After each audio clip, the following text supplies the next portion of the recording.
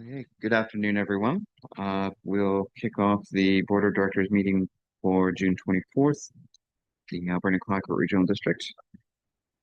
Okay, so first off, we'll start off by recognizing that we're conducting our business primarily on the territories of the Cohatchis and Shawinigan First Nations to recognize, affirm, and appreciate that fact. We are conducting our business today in a hybrid format, which means we have directors here in the boardroom today as well as people online. After this, we'll go around the table and then we'll go online for introductions. Yeah, and I think that's about it. We are live streaming this meeting on our YouTube channel, and that link is embedded on our ACRD website as well. So we'll start off with introductions. Heather, if you'd like to start, please go ahead. Good afternoon, Heather Zenner, Manager of Administrative Services. Good afternoon, everyone. Debbie Haggard, Councillor for the City of Port Alberni and Vice Chair of the Alberni-Clayoquot Regional District Board of Directors. Good afternoon, everyone. I'm Randy LaCourcier. I'm the alternate director for Sproul Lake. Good afternoon. I'm Mike Sparrow, the Controller Director for Cherry Creek. Good afternoon, everyone. Ushama Mariah Coots, representative for the Ho-Chukossit Tribe Government. Good afternoon, everyone. I'm Susan Roth, the Director for Beaver Creek. Good afternoon. I'm Daniel Sayan, the CAO for the ACRD. Good afternoon, Jenny Broughton, General Manager of Community Services. And then we'll go online. Dr. Beckett, please go ahead. Good afternoon, everyone. Bob Beckett, representing Banfield Area A. Thank you, Dr. Boyko. Fred Boyko, Electoral Area Director for Beaufort. Thank you. Dr. Minions. Shari Minions, Mayor for the City of Port Alberni. And Dr. Johnson. Good afternoon, Kirsten Johnson, representing Toquot Nation. Dr. Siga. Veda Siga, Director for Area C, Long Beach. And Dr. Mastrangelo. Good afternoon, Lavana Mastrangelo from Ucluelet First Nation. Okay, and my name is John Allen Jack. I'm the representative for Hawaiian and the chairperson. So thank you everyone for being here. That brings us to the approval of the agenda. So we do have some amendments to the agenda. And so the idea is that we are going to add 2 additional reasons to move in camera, one of which is 91G, litigation or potential litigation affecting the municipality, and 91C, labor relations or other employee relations, and 2 letters of support for the agenda item 9A4 regarding TUP 26001. So we have a motion to adopt the agenda as amended. Thank you, Dr. Coots, seconded by Dr. Roth. Any further comments? Seeing none, all those in favor? All opposed? The motion carried. Okay, declarations. Does anyone have any declarations of conflict of interest or gifts exceeding $250 in value? I'm not seeing any. I think we can move forward. Okay, that brings us to item 4, invited presentations, of which there are none. Item 5, delegations. So delegations are presentations from groups. They're limited to a 10-minute maximum unless otherwise noted. First up, we have Mr. Lance Bohr and Marilyn Gibson regarding Literacy Alberni Society, providing an update on current status of the society and its future plans. So welcome, Lance. I assume you'll be the one taking this, or is Marilyn going to start? Okay, please go ahead, Marilyn. And don't forget to hit the button. Can you hear me now? Oh, yes. Oh, okay, thank you. Good afternoon, and thank you for allowing me to come to the meeting. My name is Marilyn Gibson, and I'm part of Literacy Alberni. I've been a part of Literacy Alberni since they opened the doors 20 years ago. During the 20 years, we've had some ups and downs. There have been many changes, staff coming and going, program changes, moving locations, and of course, COVID. We seem to have weathered these storms as they came and went, but the final step was when the federal government totally cut their funding at the end of March 2025. We had been made aware that things were going to change, but we had no idea how drastic it was going to be. Both Duncan and Port Alberni had all their funding cut. With the loss of funding and both the ED and the board's mismanagement, this led to a shutdown. Part of the original Literacy Alberni Society decided to separate and make a new organisation, but completely left out our English language learners. 3 people that were former employees and a contractor got together and made plans because we knew it wasn't right to abandon the community. We took over the board and restarted the English language learning program. We reopened the doors at the end of May 2025. With the federal funding cuts and the serious lack of financial support for LAS, our organisation is now a totally volunteer organisation. At the moment, we are serving almost 30 learners from all over the world. With assistance from the community, we have 1 weekly in-person class taking place in the Christian Reformed Church Annex. We run another in-person program twice a week at INEO. We also have a weekly Zoom group. There are tutors working in various places around the community, and we also have our monthly coffee celebration at the Bombers Cafe. Other businesses are allowing us to photocopy in their office. We also have partnerships with both North Island College and SD70. We've been able to continue our Christmas and spring potluck suppers with the Christian Reformed Church allowing us to use their kitchen space in the church basement. One problem is that we've been unable to get away from the financial mismanagement of the previous board, so we're going to start a new non-profit called RISE. It will take over the English language program and the little libraries, settlement services, etc. This is going to be announced at our annual summer picnic at the end of August, which is held in the beautiful garden of a couple who have been a big part of literacy for many years. It would be wonderful if some of this board's members could join us and see who we really are. And I've actually got some invitations. I didn't realise they'd be ready, but I'll leave for you. Currently, we're looking for office space so we can restart some K-12 tutoring and have a modest income for the organisation, so we wouldn't have to rely totally on donations and small grants that we may be able to apply for. I hope this shows that Literacy Alberni is still very active and continues to grow as newcomers reach out to us for help, and will continue to contact the new non-profit organisation RISE when they are set up to take over our programming. They will be able to provide the help the community needs, be it English language, help with settlement, or other skills developments. Thank you for allowing me to make this presentation this afternoon. Thank you very much for that. If you could hit the button. Alrighty. Nope, there may be questions or comments, so yeah, no worries. Does anyone have any comments or questions? Dr. Haggard, please go ahead. Thank you. I just want to remind everyone that during the grant and aid process, I think I asked the question if Literacy Alberni was still around because I hadn't heard about the organization for a little while. And one of the comments made by a director was they're no longer functioning. So I'm glad you were able to come in today and to clarify that you're still a living being and doing good work in our community.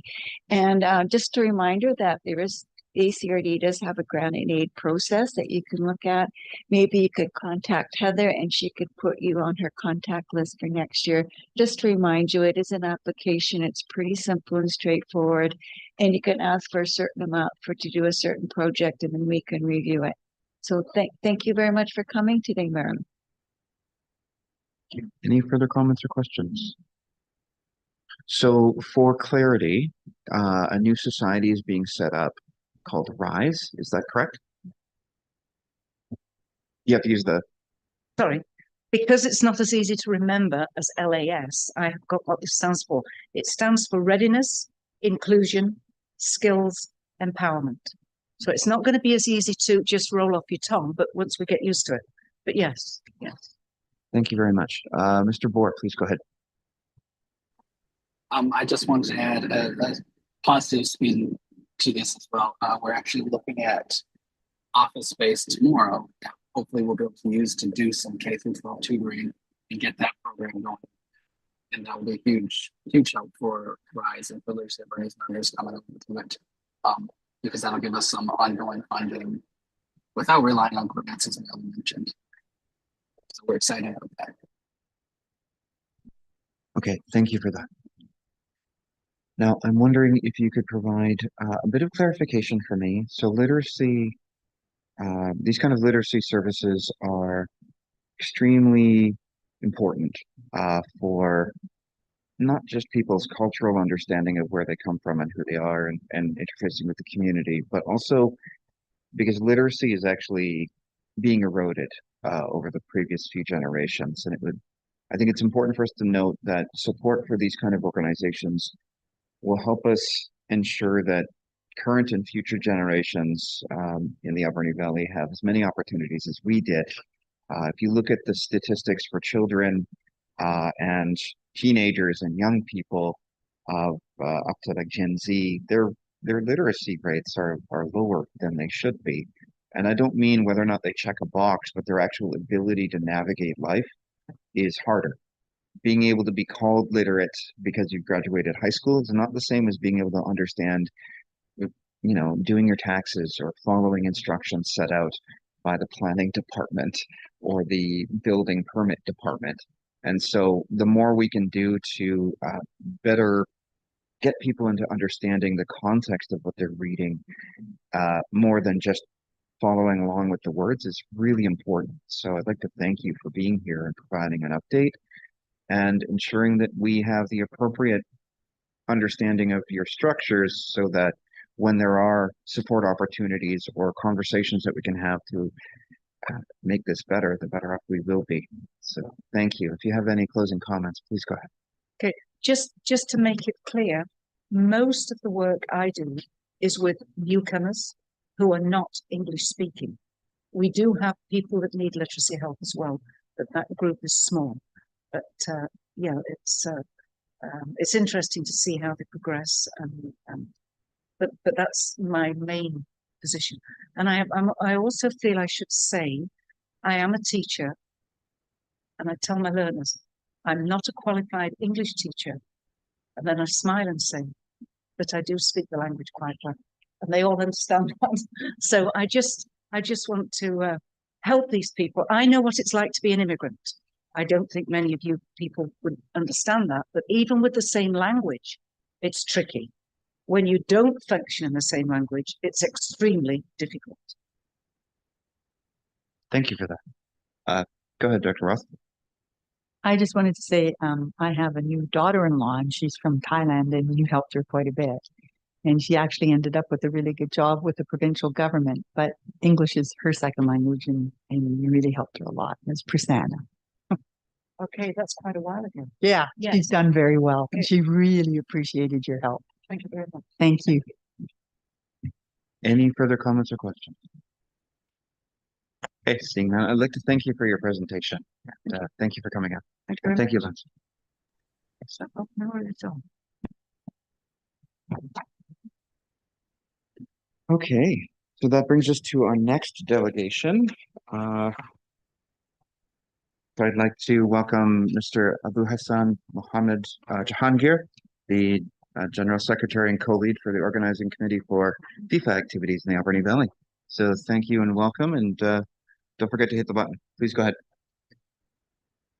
Thank you and good afternoon, Chair John Jack and Board of Directors. Thank you for giving me the opportunity to speak to you again after beginning of this year about the National Training Center. And because through your initial support, we could submit our proposal for RFI to Canada Soccer, and basically 28th of April we got a letter from them that we have been shortlisted for the RFP stage, but right now on 8th of June they publicly announced for like RFP, and right now we are on the process of that, and that's why we are coming back here again. Right now it's narrowed down in specific scope. Like although whenever we submitted our RFI, we submitted a more detail about the opportunity of how we can help Canada Soccer with hosting the opportunity of the National Training Center. Different concepts we mentioned, but right now they narrowed down the scope. Basically, it would be the home of Canada Soccer, that is their headquarters. They are looking for a space where some facility, like they are asking, and they are asking different municipality and also different local government. So right now it's open for all, but since we already completed our homework by submitting our RFI, that's why we are a little bit ahead of some stages. And can you please go ahead? Okay. So just I'm giving the milestones. On January, we got your letter of support, and February 12th, we submitted our RFI. That was the deadline. And April 28th of April, we got the letter from them for shortlisting, and June 8th was the publicly announced for. There is an opportunity of basically the investment will be made by the federal government, provincial fund, and FIFA 2026 legacy, and that would be $250 to $300 million. So the vision of the infrastructure basically is a permanent home of Canada Soccer, and project scope is $250 million to $300 million, and capital structure right now they already in the RFP they stated according to the federal and provincial infrastructure grant, FIFA 2026 grant, and corporate and private sponsorship opportunity as well. And as a like the proposer, we need to provide a land. So that is the basic things. So 100% operational self-sufficiency because all the operation will be done by them, and basically we will be the landlord here. So key deadline because June 25th, like tomorrow is the all the queries we need to, whatever the queries we need to provide that we need to submit. If we have any inquiries, and the July 6th is the deadline for like the NDA form, and July 31st is the deadline for submission of the RFI. So, and the core project is a Canada Soccer headquarters and high performance training hub. So it's an opportunity for whole around the opportunity of like the different sporting events related to the soccer. And there will be 4 exterior pitches, 1 indoor enclosed pitch, and 1 full-fledged stadium, 4,000 to 10,000 seating capacity. And it will be fully community integrated opportunity like that. There is no restrictions of using the community those facilities. So we have a concept like they in the RFP they also provide a draft concept. Can you please go ahead for the next slide? Yes.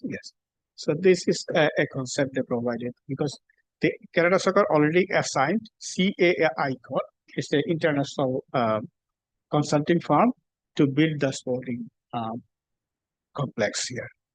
So it's not here like for example that I am making a like comments of the Mark currently whenever he was like watch the match of the Canada versus Qatar. At that time he made a statement that we have to build the National Training Center in Brampton, but we got an addendum that it's not correct. It's a like emotional statement.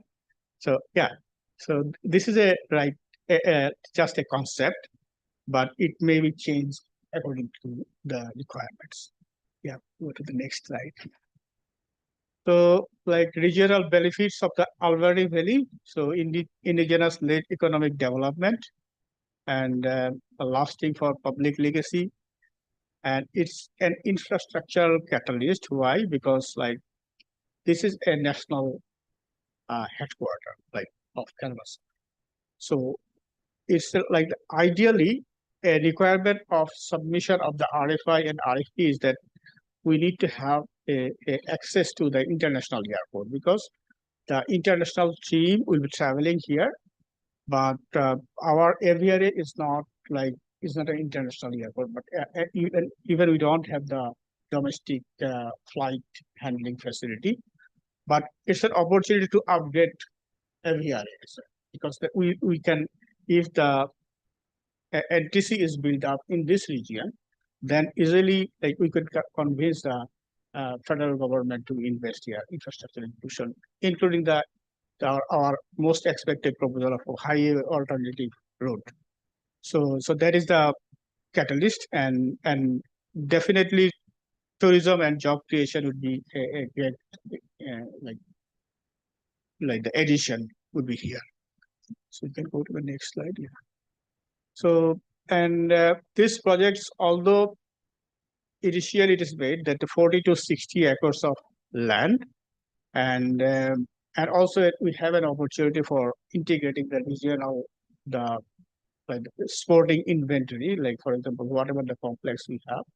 For example, we reach out to the city of Port Alberni and we got some information, although we haven't made any submission to the council, but we discussed with the city staff team so that we can do our homework for preparing a business case for the council integration as well. But city do not have any vacant land right now for providing this opportunity, and as we have some homework, and basically we had a discussion with a private landowner yesterday, and they can provide also 40 to 60 acre land. So that is an achievement right now, and so it's a regional anchor definitely, and so we can go for the next slide. I think that so how we can help for for making, because although whenever we prepare this document, at that time we don't have opportunity of getting access of the private land, but we thought that if there is an opportunity for town land in the regional area, we can integrate into that, and so because our like the proponent need to provide the land on it, and we don't, the other infrastructure investment that will come through the like Canada Soccer. So that's why we requested, basically we thought that we request 3 hours maximum staff time for GIS and desktop support. Although we have the location of that private land is Grand Central Lake. It's a 15 minutes away from city, and which is close to every area as well.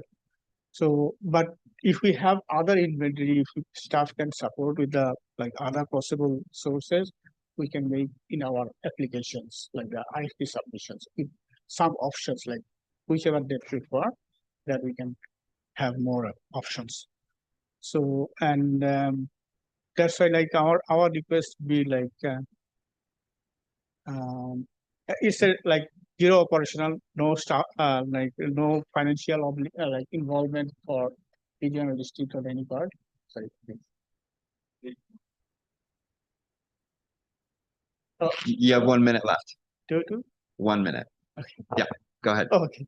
So yeah, so we can go to the next slide, I think. And maybe we can go for the like our requested portion. That would be great, I think,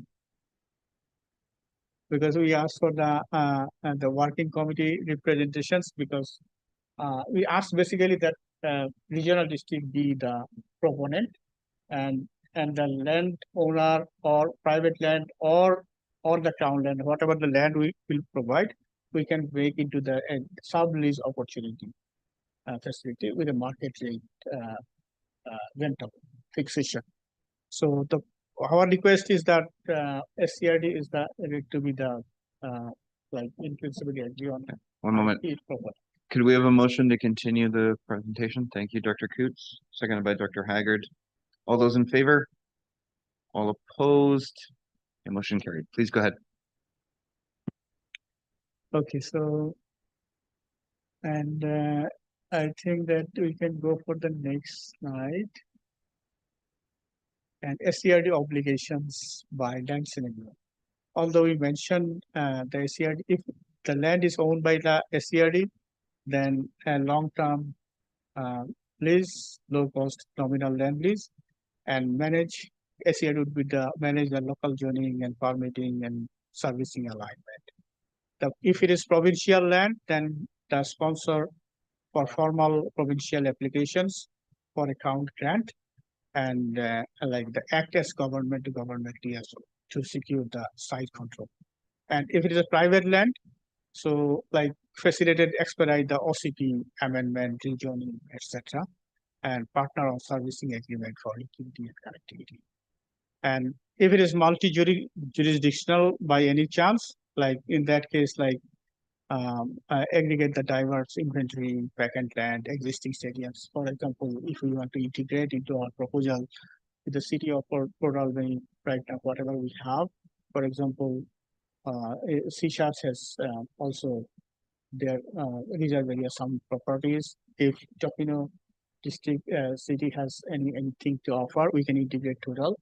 Or because there would be opportunity for upgradation, even for the white nations, they have some athletic fields and some with that also we can integrate into our proposal. So yeah, next slide please. And so this process is already on. For example, like I regard to City of Corporation staff team, even they provided within short time with the GIS of the existing inventory. And we will reach out to you. If we get your support, then we can reach out to the other like the regional stakeholders if they can integrate the spoke models. Like how we can have the 40 to 60 acre lands, but the spoke model we can integrate it to the program. So and so we'll prepare after integrating all things. We will prepare a business case. And that can be we can submit to you again for final approval. So no early commitment, formal council or regional authorizations will occur after the final business case completed. Next slide, please. And 100% revenue neutral taxpayer protections. So fully conditional framework, and there is no scope of our investment from like any party here, other than providing the opportunity for. And the other thing is that, for example, any stadium or facility, if city or any region provide, so it would be a part. Like there is no restrictions on uses. It would be fully integrated by the community. So community can 100% access scopes. So there is no restrictions. I think that no obligations for the what's going on. No. So automatic dissolution cost, the regional mandate instantly dissolves, zero cost or penalty to the regional district external party is not fully realized. If it's not fully realized. Yeah. Next slide, please. So summary of requested resolutions, specific ask for today, agree in principle to act as the proponent for the NTC RFP process, because 40 to 60 acre private land, that is also part of the SCRD area. So we need your support. And appoint a representative to the monthly, maybe 45 minutes virtual meeting, because this process will be ended on October. We have to submit the RFP by 31st of July, and September would be for interview, and October is the final elections. And authorize a staff support 3 hours staff time for desktop analysis of the PIS admin functions. Anything else? I think no more. Yeah, thank you. Thank you for that. Does anybody have any comments or questions? Director Boyko and then Director Haggard. Thank you, Chair. So I'm reading the proposal. So this is for Canada Soccer is looking for a new national training center. I'm going to read something right off their website here, and I want you to discuss this a little bit because it contravenes what you just said. The National Training Center is anticipated to represent an investment of approximately 250 to 300 million and will be financed through a collaborative funding model that may include FIFA World Cup legacy funding, government investment, philanthropy, corporate investment, and contributions from the selected host community and development partners. What you just said is there's near zero financial cost to the ACRD. So can you discuss the little discrepancy there, please? Thank you. So thank you, Director Boyko. And the thing is that the investment from the region is providing the land support. So like and whenever we will prepare the financial information, that is also part of that. And also the regional inventory, which is accessible to the public users. And so the valuation of the property that would be offered as a landlord, so that would be integrated for the project. So that is the only thing we need to.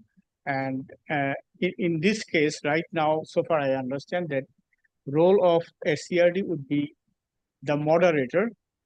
And for example, if it is land is from private or the city of different multi-city existing property, so those will be like the lease partnership relationships. And we need to, and also the providing the utility supports or the documentation support. So there is no involvement of scope of involvement of the financial obligations. Okay, I got 2 more questions, please, if that's okay, Chair. So going through the schedule here, so tomorrow is June 25th. That's the deadline for questions. So there's nothing that needs to be done today to support what you're doing tomorrow, unless you have some questions that need some mapping. And then the proposal's due on the end of January 31st, and then September, they start interviewing shortlisted proponents. But in the application, it talks about the organization's financial capacity. So who is funding this organization right now if you're looking for zero money from taxpayers? So like since we submitted RFI, so that's why like our homework is almost done. So we know all the information. So we don't anything we need to ask right now. And there is the one thing we are ahead of time. And the other thing is that sorry, I missed that. That is the second question was. What is your financial? You Okay. have to identify financial your financial capacity. financial information like the contribution of the land and the different stadiums from multi-city. So the valuation of that land would be mentioned here as a part of the total project. And yeah, so that is the assessment. BCI, according to BCI assessment, we need to provide the land and the property value. Perfect. There's 2 more things here. So transportation. So they're looking for somewhere where you can get to major European hubs for competition quickly, close to an international airport.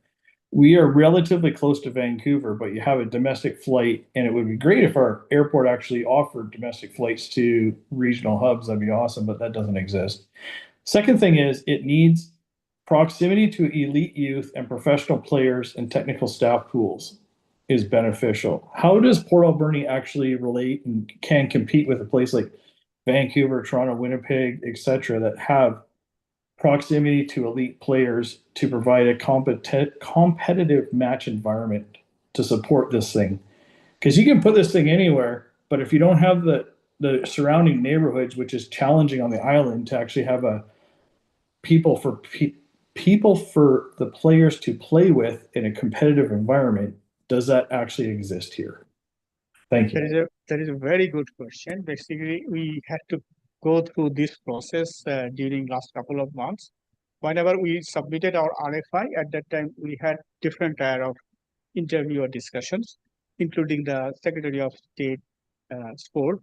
Their staff team also, we had a conversation with them, and they have been actually asking that the same thing, that we don't have that one. But we had only one thing we could mention, that we can handle the charter flight, because that homework we did whenever we submitted for our team-based camp proposal to the different federations. And that can cover up to 737 Boeing. That we mentioned, and we included in our RFI, the every year upgradation plans, those things we included. But interestingly, the counter offer came from the Secretary of State at that time. So are we okay with working with the Nanaimo and Victoria? Because they are, so it's an RFI and RFP stage we are passing through. Still, whenever we have a question answer info session on 16th of June at that time, so it's not still clear that whether it would be in one place or multiple places.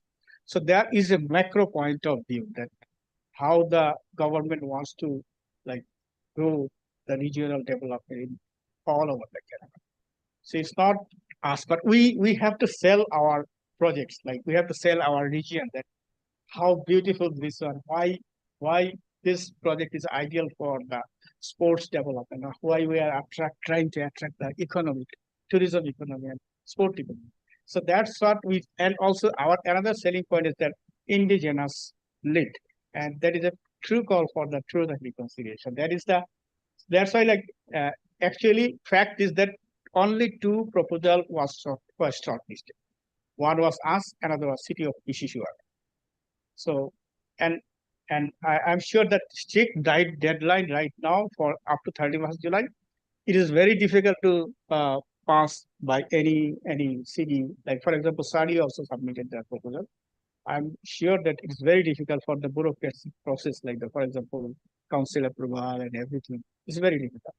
But we have some homework already ready. So that is our strength, and so definitely we'll try to sell our project.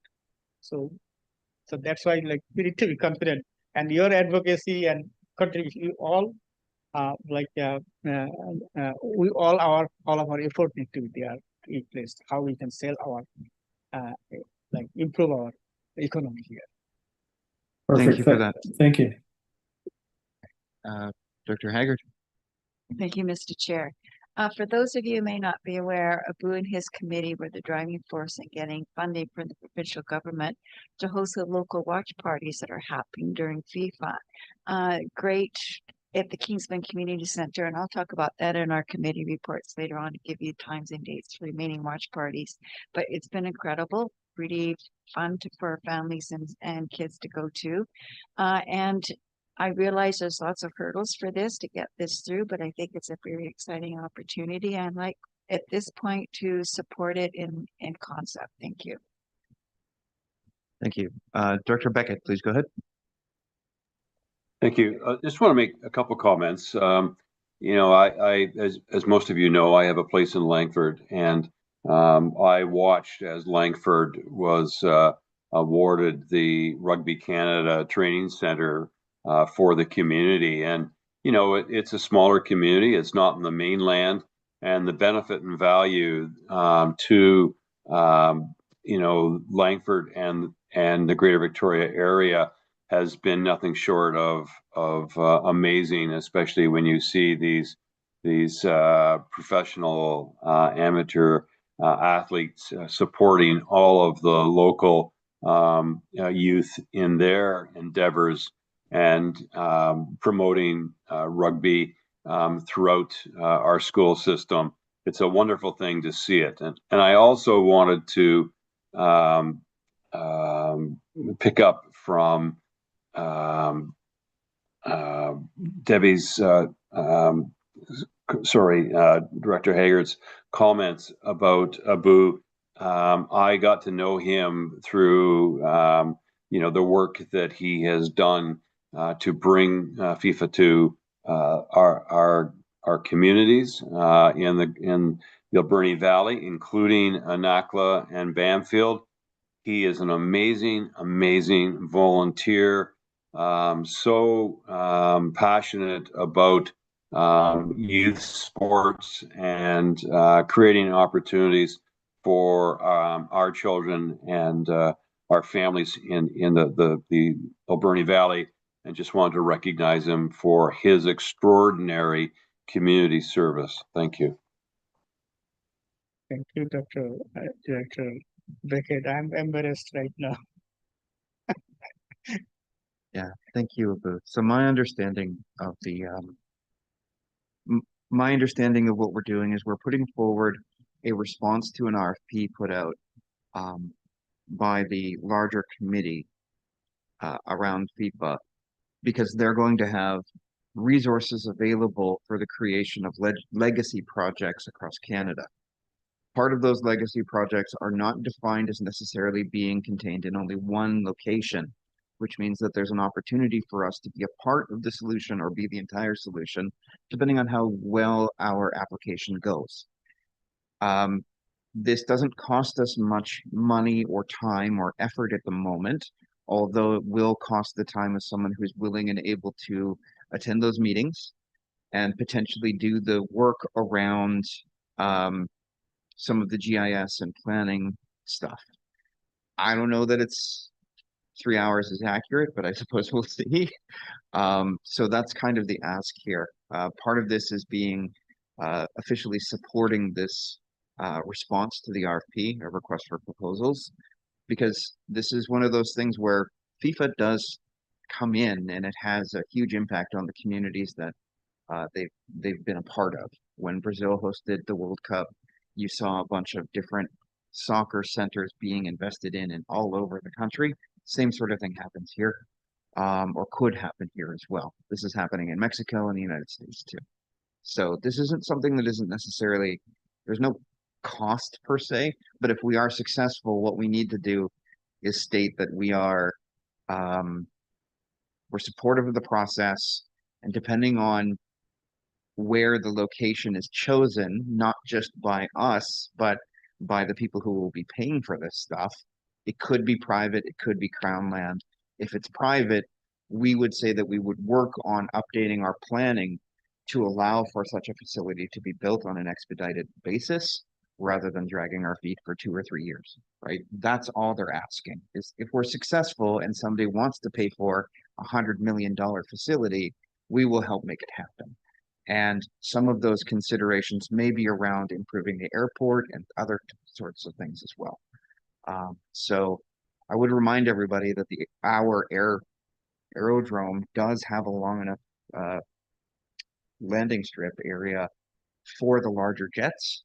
So this is something that can be improved in the future. But I don't see this as anything rife with constraints or necessarily bad if we were to be successful. We're close to the Vancouver Whitecaps training centers in Vancouver, and they're fairly elite when it comes to how they're developing soccer in Canada. They're probably pulling more than their size would show. So I think we're in an okay position because we're also in Canada's Florida. We have the best weather in Canada, and therefore the training center could be open longer. I'm kind of just retreading your RFP proposal or response, but those are the kind of things that make us think we have a good chance. And the fact that it's completely Indigenous led will give us some benefits in the consideration of which projects to go forward on, because other places in Canada are doing the same, but not to the same integrated degree that we have here. And that's important because FIFA actually, they woke up to the Indigenous nature of Canada and how that's an important aspect. So that may matter. So I commend you on the work that you've done. I think your ask, we'll take that and have a discussion around that, and then we'll get back to you as soon as we can. But if anybody else has any other comments or questions, Director Coots. Thank you, Mr. Chair. Through the chair, I was just hoping for a bit of clarification on your request for somebody to come and participate in the monthly 4-minute meeting. Are you hoping for a member of staff to be that representative, or are you hoping for a member of the board?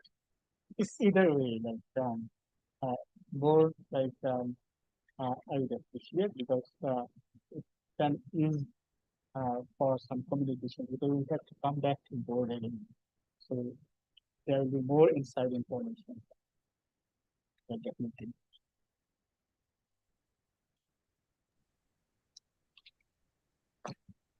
Okay, so we do have the request under correspondence for action, so we can have that discussion afterwards. Are there any other comments or questions? Do you have any closing comments? No, I think I'm not sure whether Canada own or not because whenever I came here at that time I saw that 2-0, but here I saw 2-1. Yeah, now it's 2-1. So unfortunately, but still we hope that we'll be qualified for the knockout. So I hope that Canada will play because based on the goal calculation, Canada should go to the next round. Yeah, thank you so much. Go All right, Canada, thank go. you. Right, no, Okay, thank you. and if you can turn off the microphone? Yeah, thank you Great. so Okay, so that brings us to the end of our delegations. And that brings us to our consent agenda for our meeting minutes. First off, would anyone like to pull anything out for corrections? If not, we can have a motion to receive and adopt the consent agenda items. Director Roth? I'd like to make that motion to receive and adopt the consent agenda. Thank you. Do we have a seconder? Thank you, Director Coots. Any further comments? Seeing none, all those in favor? All opposed? Okay, motion carried. Thank you. All right, that brings us to items removed. No items removed. Correspondence for information. Would anyone like to pull anything out of correspondence for information? We have an item from the Ministry of Transportation and Transit and a item regarding provincial sales tax from City of Abbotsford. Dr. Haggard, please go ahead. Thank you, Mr. Chair. Just a bit of an update. I'm sure everybody has noticed the pedestrian overhead crosswalk or signage on Johnson Road, and that it was a result of a lot of conversations that the city had with the Ministry of Transportation. So I don't really have any update on any other things that they're working on, but the city is very committed to continuing having those conversations to update Highway 4 along Johnson Road to improve its safety and especially for pedestrians because it is an extremely busy road. I don't know if Director Minions, or do you have any other updates that you'd like to add? Go ahead, Director Minions, if there's anything.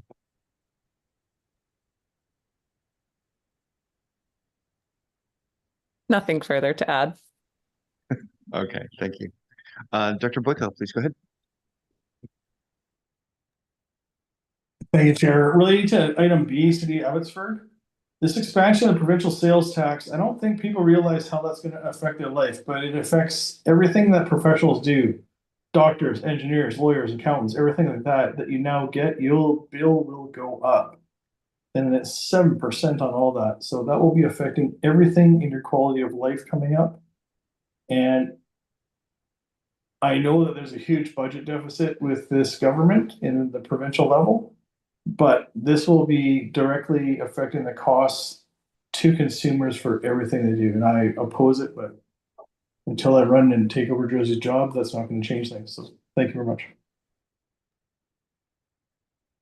Yep, thank you very much for that. Any further comments? We have a motion to receive the correspondence for information. Thank you, Dr. Roth, seconded by Dr. Coots. Any further comments? Dr. Boyko, please go ahead. Sorry, I was going for next vote there. All those in favor? All opposed? The motion carried. Thank you.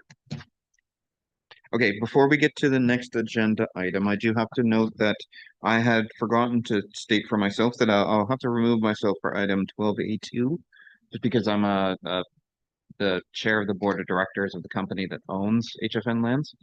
So that's probably okay, but I'll remove myself anyway, just because it's easier. Okay. All right, that brings us to correspondence for action, of which there's actually there's 3 of them.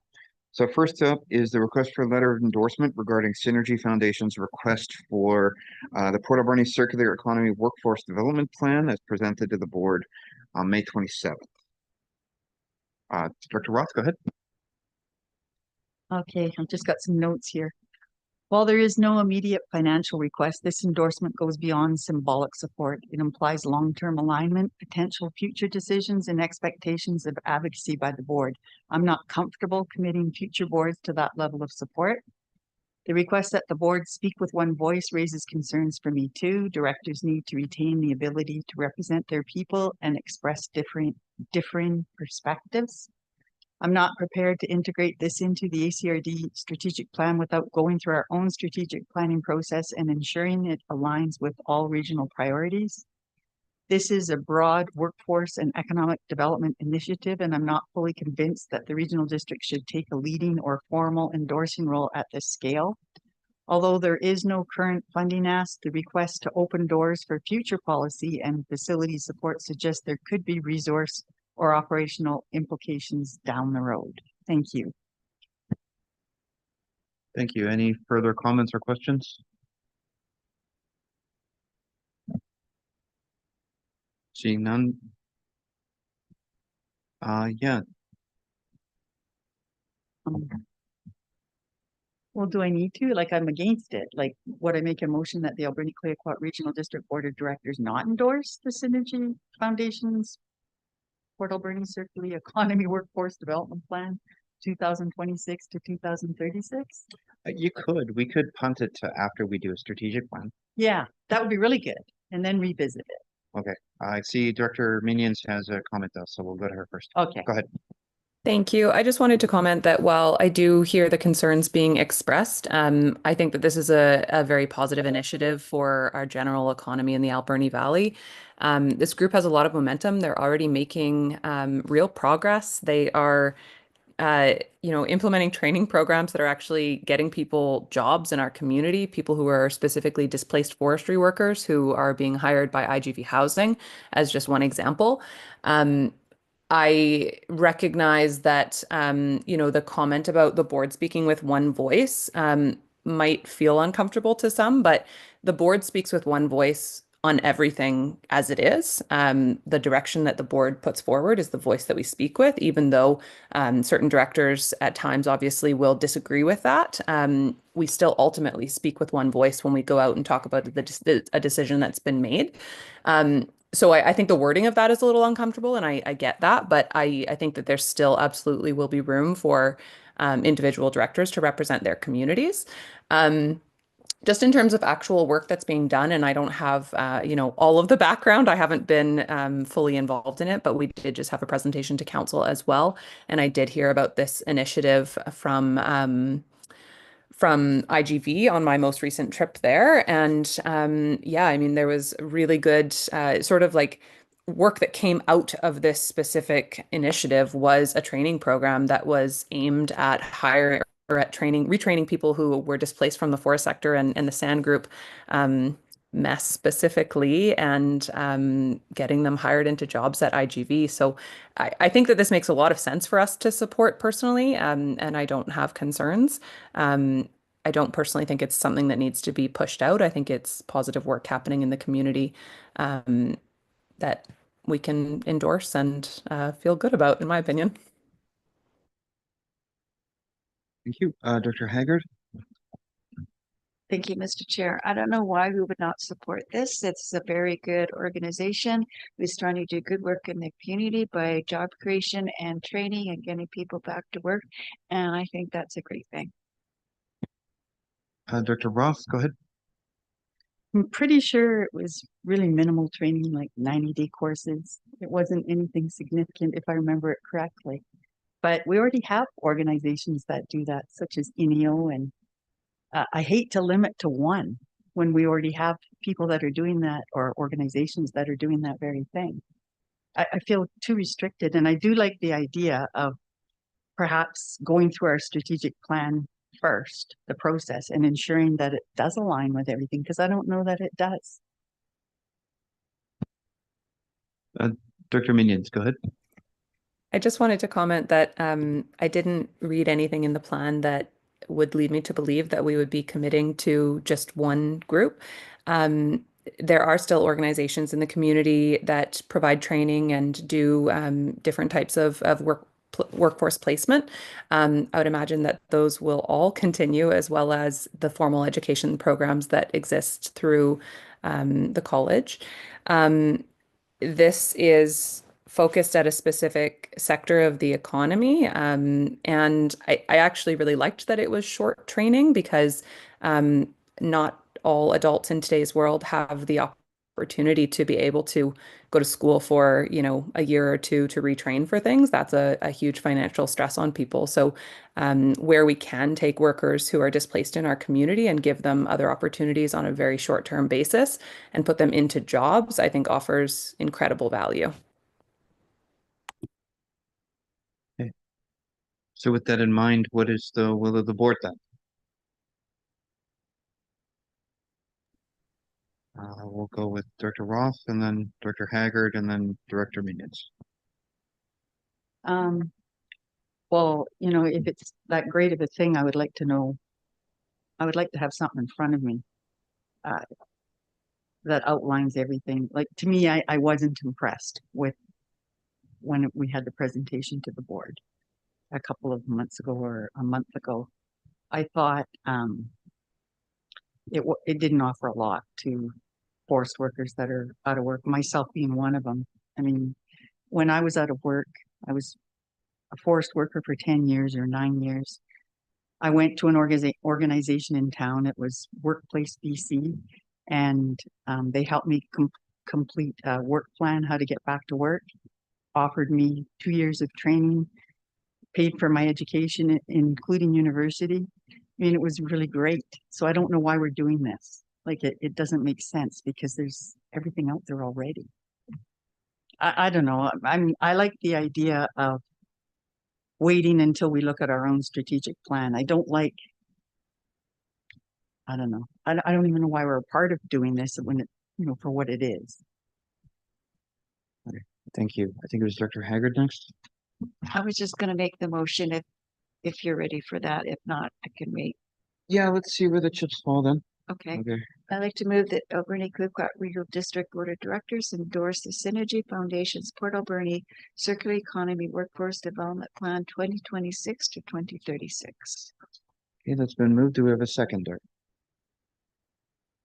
Thank you, Director Minions. Okay, any comments? Director Sparrow, please go ahead.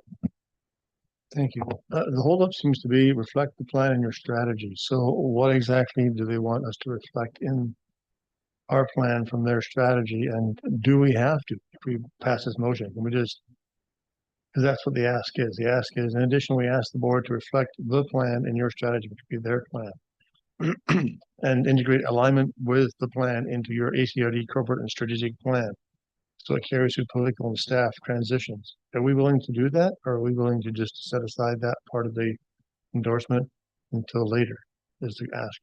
Yeah, my understanding is, I read that as a don't forget about us if you do something, kind of thing.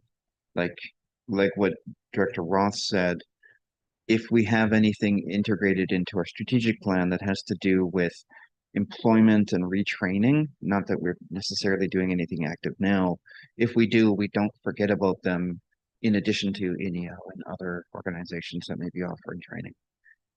Daniel, did you have your hand up?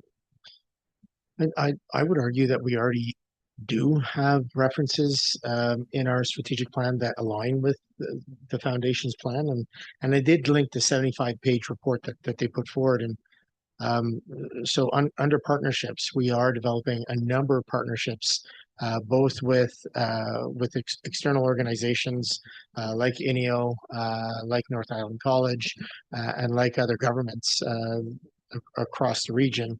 And we have been putting our money where our mouth is in terms of investing in some of those trainings. If you recall, we've done with Hupachesset and Hwayet, we've done the training for operating greenhouses. We've done 2 rounds of meat processing and the seafood processing. We have worked with a number of different organizations along those lines. So in terms of the request to integrate into our strategic plan, I would say we're, if not 100% there, dangerously close. I don't think it's a big deviation. And so I don't have a big concern in terms of a potential endorsement if the board was going down that path.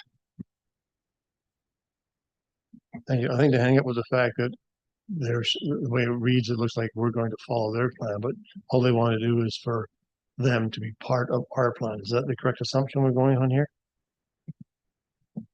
Through the chair, yeah, my read, and if you recall when they did present, they've been working in close collaboration with all those same key partners that we work with.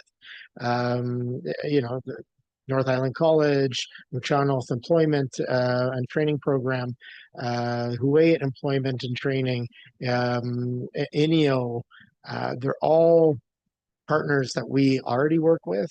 And then they've gone a bit beyond that with some other partners. So at the end of the day, I don't see this as being overly prescriptive. They're working with the same partners, trying to solve the same problem, and potentially bringing more resources to the table as a result. So it's I would say we're already in pretty good alignment. Thank you. Dr. LaCourciere? I'm just probably in principle, the plan is good to help people get jobs. I think it's a good thing. The other thing is, this is covered for 10 years. It goes from 2026 to 2036. When we make strategic plans, we do it for 4 years. So we want to support a plan that's going for 10 years. Are we willing to support it for a few years, see how it makes out, rather than 10 years? So is that an option we have? Through the chair, I think we only know by asking. At the end of the day, any strategic plan is subject to change because the world changes quickly around us. The same holds true to our strategic plan. I think perhaps a question that we could follow up on is how often do we intend to revisit a 10-year plan, and what does a revisit look like? Dr. Siga and then Dr. Boyko? Yeah, I just have difficulty with the word endorse, and I like acknowledge the plan, appreciate the work that's being done towards some common goals, but I think to endorse is I have problems with it. Yeah. Okay, thank you, Dr. Boyko. Thank you very much. My concerns are more in the realm of the endorsement, like Director Siga just said, but also someone directing or asking us to put their alignment into our corporate strategy, strategic plan. So I don't think I've ever seen that before. And that basically rubs me the wrong way, that we work for the people and what they want goes in the strategic plan, not for different people asking us the thing. So I would like to get the next board and the next strategic plan, which will happen sometime in the next 6 months, to look at things like this and decide upon it. Us making a decision 3 months for election that's going to go for 10 years, that's not proper. Thank you very much. Okay, thank you. Dr. Coots. Thank you, Mr. Chair. My apologies to the board. Perhaps this is a already answered question, but is there just an opportunity for us to defer this until some more information can come? Does it just come down to the fact that the Synergy Foundation has named their own plan, the Port Alberni Circular Economy Workforce Development Plan, with the said dates, and it doesn't actually have anything to do with their ask? It's just simply the title, and perhaps it should have been done in italics to show that that is simply a title. Because I fully understand and agree, it doesn't really make a whole lot of sense for a board that lives for 4 years to tie themselves, or to tie the organization to a 10-year plan. And I fully agree with that. There's no logic in that, but perhaps this is just a little bit of misunderstanding and wording that could have been done better. Thanks. So as far as I know, though, the motion has been moved and seconded. So we'll figure that out if and when after. Okay, any further comments? Okay, so my assessment here before we go to a vote is that this foundation is requesting a letter of endorsement, which I could read as a letter of support as well, because having such a letter, the utility of that is for them seeking funding from other sources, not necessarily from us. If that's not necessarily other people's understanding, then that's fine. But from my perspective, that's how I'm approaching it. So I'm going to be voting yes on this. Yeah, so here we go. All those in favor of the motion? Okay, all opposed? Motion carried. Thank you. Alrighty, so that brings us to the next item, which is regarding the organizing committee for FIFA 2026 activities Port Alberni, requesting support for the Canada Soccer National Training Center effort or RFP response. That's what they mean by NTC. It does not mean New Channels Travel Council. It's National Training Center. That confused me at first, but that's what it's about. So the motion reads that the Alberni-Clayoquot Regional District Board of Directors act as a supporting regional co-proponent for the Canada Soccer National Training Center request for proposals process, and to appoint a director to join the regional working committee and to direct staff to provide planning or GIS support. Can I clarify that in Abu's presentation, he said for it to be the regional proponent rather than co-proponent. He had updated that since we prepared the agenda. Okay, for some reason I thought the city was already the proponent, but okay, maybe that hasn't happened. Okay, we'll make it the proponent. I think that's what it stated. A regional proponent, we'll call it. We'll just get rid of co and dash. So we've had the presentation. We've had a chance to ask questions. Director Haggard, go ahead. I'd like to ask Daniel, is there staff time available for the 3 hours that he asked for? And I think we do have the 3 hours available. I'm looking at Alex, and because it's your staff, Alex. Yeah, I actually followed Abu outside, and we have a meeting set up for 9 a.m. tomorrow if the board directs us to do so. We have capacity, and we knew this was coming, so we set some time aside. Thank you. Okay, so the answer is yes, we do have the capacity. So what is the will of the board? Dr. Haggard?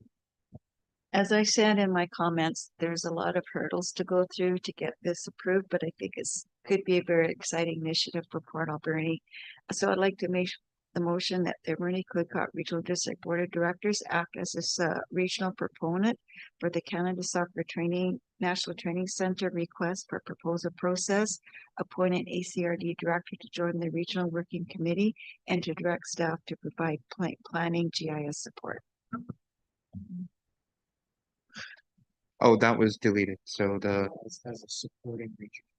oh yeah, okay. Okay. Can we add the director just to it? Okay, so there's a chance I'm already involved at the Hawaiian side of things, but if anybody else wants to be a part of it, go ahead. Director Coots, go ahead. Thank you, Mr. Chair. If that is the interest of the board and they are willing, I have been given permission to offer myself as the director to represent if that is the wish. Cool. Dr. Beckett, I see you put your hand down. I was going to second that, sir, and I was going to recommend someone, but I think we've got a couple of great candidates that have shown some interest, so thank you. Okay, so if we amend the motion to appoint Director Coots as the director, that would be appreciated, because I think I'm going to see her anyway, because I'm the chief of Hawaiian as well. So moved and seconded, is that okay, Director Beckett? Yeah, okay, so moved and seconded. Any further comments? Seeing none, all those in favor? All opposed?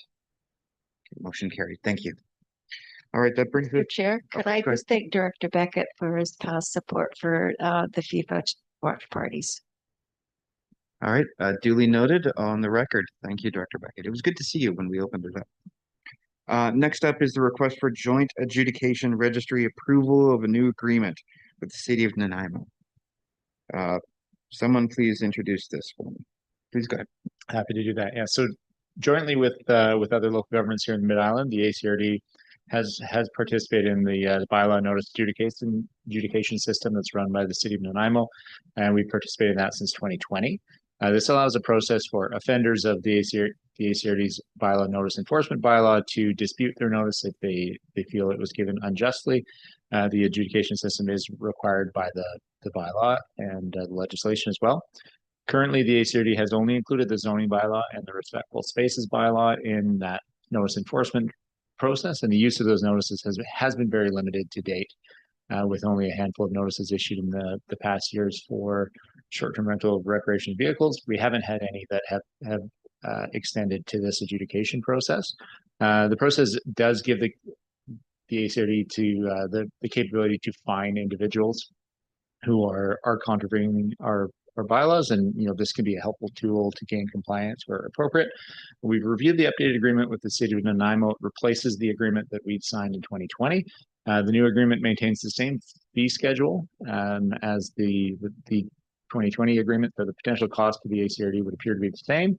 The conditions of the agreement appear to be identical with the previous agreement as well, with the exception of the term extended to 2030 and the number of local governments that are participating in the process. So staff do recommend that the board proceed with endorsing the new agreement. I'm happy to answer any questions. Thank you. Any comments or questions? I do remember this being passed back then as well, and that it was a cost-saving measure for all of the participating communities. Although I just don't like that Nanaimo that's in there. That's where it's located, so that's where it goes. Any further comments? I'm going to have to arm wrestle the mayor of Nanaimo. Any further comments? Can we have a motion to approve then?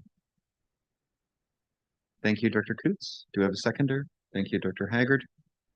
So the motion is that the Alberta Clayoquot Regional District Board of Directors approve the Nanaimo Bylaw Notice Dispute Adjudication Registry Agreement with the City of Nanaimo and other local governments for cost sharing of a joint dispute adjudication registration system until December 31st, 2030, with the option of an additional 1-year extension term. So that's moved and seconded. Any comments?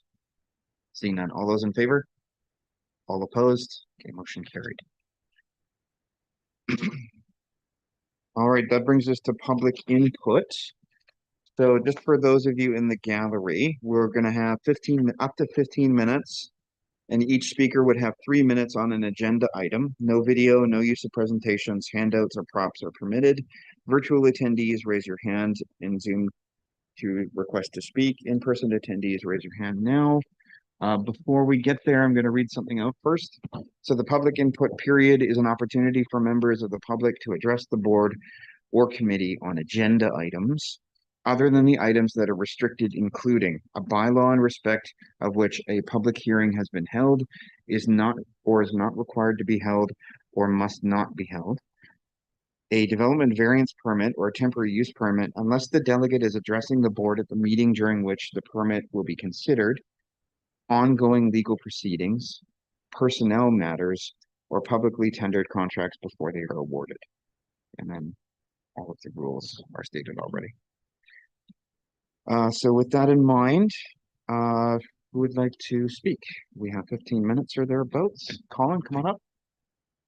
Identify what agenda item you'd like to speak to and which of the residences you're speaking from. Like the areas. And don't forget to use the thanks. Colin McClellan, Beaver Creek Road, Beaver Creek. Item 11E, if I could, please.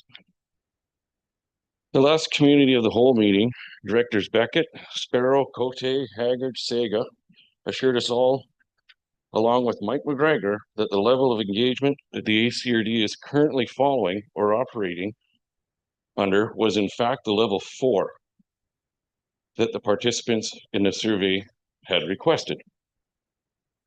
In the agenda for the COW meeting conducted on December 13th, 2023, the survey results were presented to the board.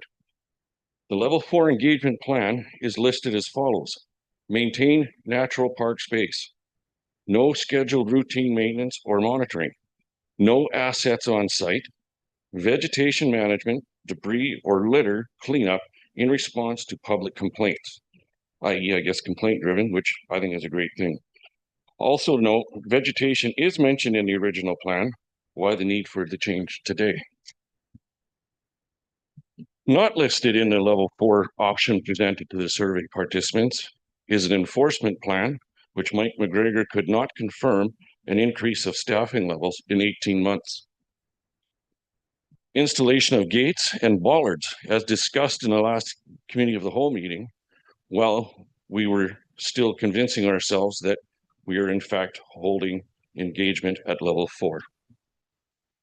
Another thing not listed was a volunteer management scheme. In the last COW meeting, Chairman John Jack did remind board and staff what the actual level 4 engagement strategy was. No one seemed to listen to him. If the province has a problem with the ACRD respecting the wishes of the majority of the taxpayers who participated in the survey, maybe they need to run their own trail as they see fit and not burden the local taxpayers with their costly agenda. Please stop all additions to the level 4 engagement plan until the people have had a chance to engage in the changes, or please hand the trail responsibilities back to the actual owners, the provincial government. We still haven't heard of any guarantees from the province that after the local taxpayers have invested their money into this trail, that they would never not renew the lease in the future. Thank you, and I hope we're clear on what level 4 is now.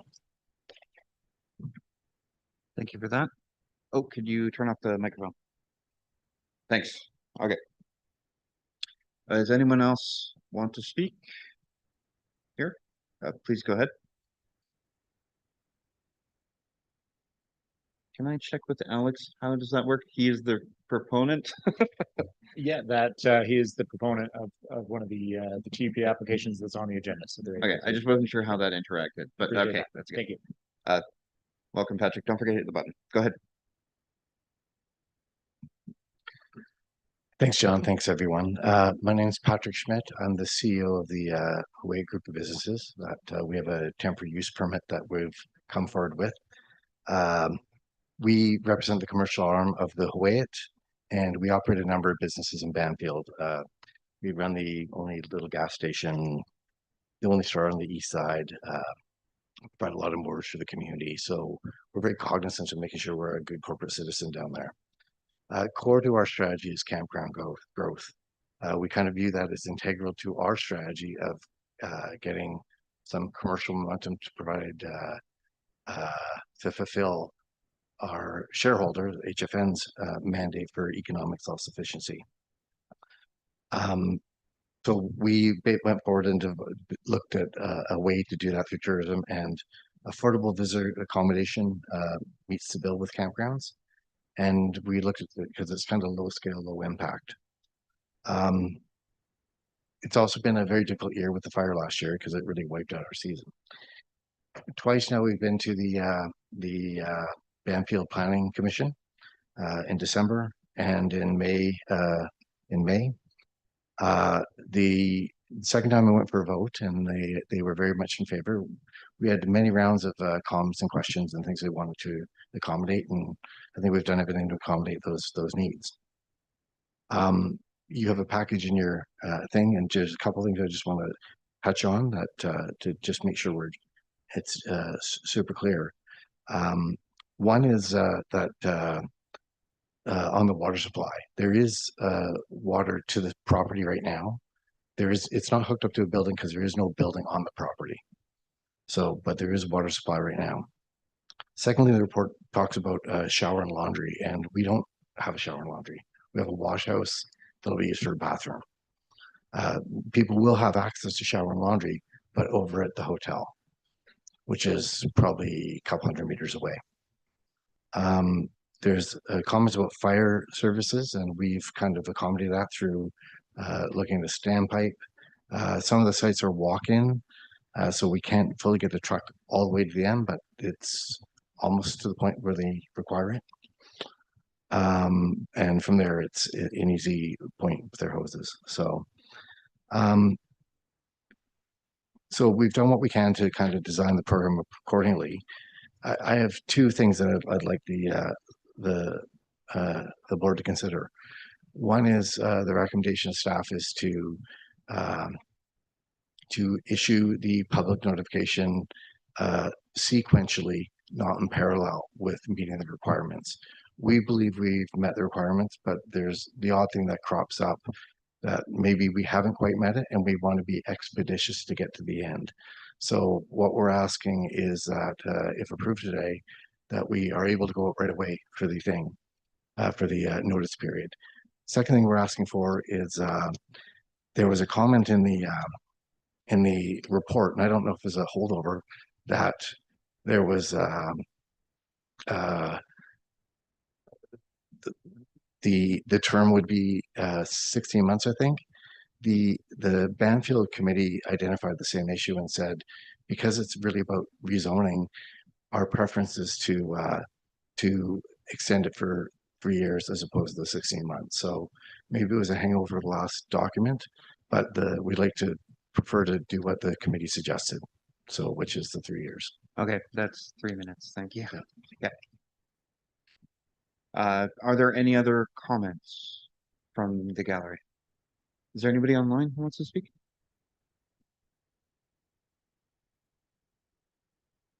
There's nobody online.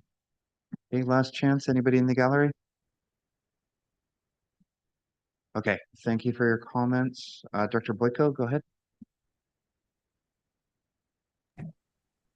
I'm just concerned, was that a 3-minute comment from the public there? Because that seemed like a whole different, like, that should have been like a delegation kind of type response there. Yeah, I wasn't sure how that's supposed to be handled, but they weren't on the agenda as a delegation.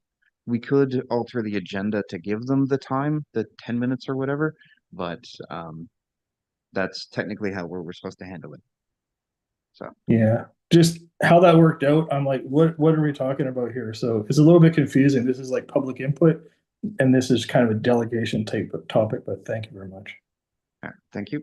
Any further comments? Okay, I think we're in okay shape. Thank you, Patrick. Thank you, Larry, for being here.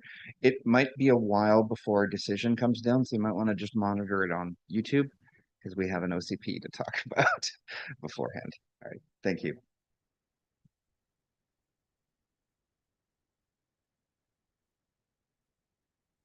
So that's it for public comment. That brings us to the request for decisions and reports, 11A. First of which is the 2025 SOFI report. Thank you for taking time out of your vacation, Shane, to come here, but please go ahead. Wonderful. Thank you. And good afternoon. It was a great opportunity to clean up a little bit. So before you is our 2025 Statement of Financial Information for approval. We usually refer to this report as the SOFI. The SOFI includes our annual audited financial statements along with schedules which include remuneration and expenses, as well as suppliers of goods and services and grants and other contributions.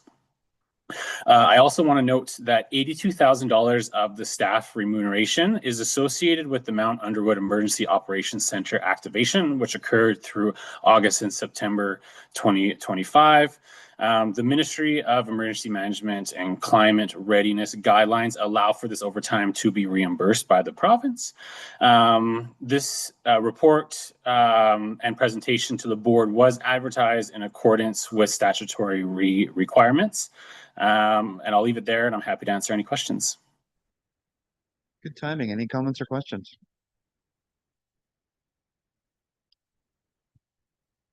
You pretty much raised the only thing that oh, Director Boyko, please go ahead. Are you ready for some SOFI questions? Is that what you're asking? Yes. All right. One thing I'm confused about is when you get to director compensation, it's all over the board depending on where you're from, if you're from the city, if you're representing a First Nation, whether you get your expenses from the city, whether your expense from the First Nation, whether you get compensated from the First Nation or compensated from this board. And it's not standard. I just wonder what the actual practice is there when you start to go through it. Then I got another question about that.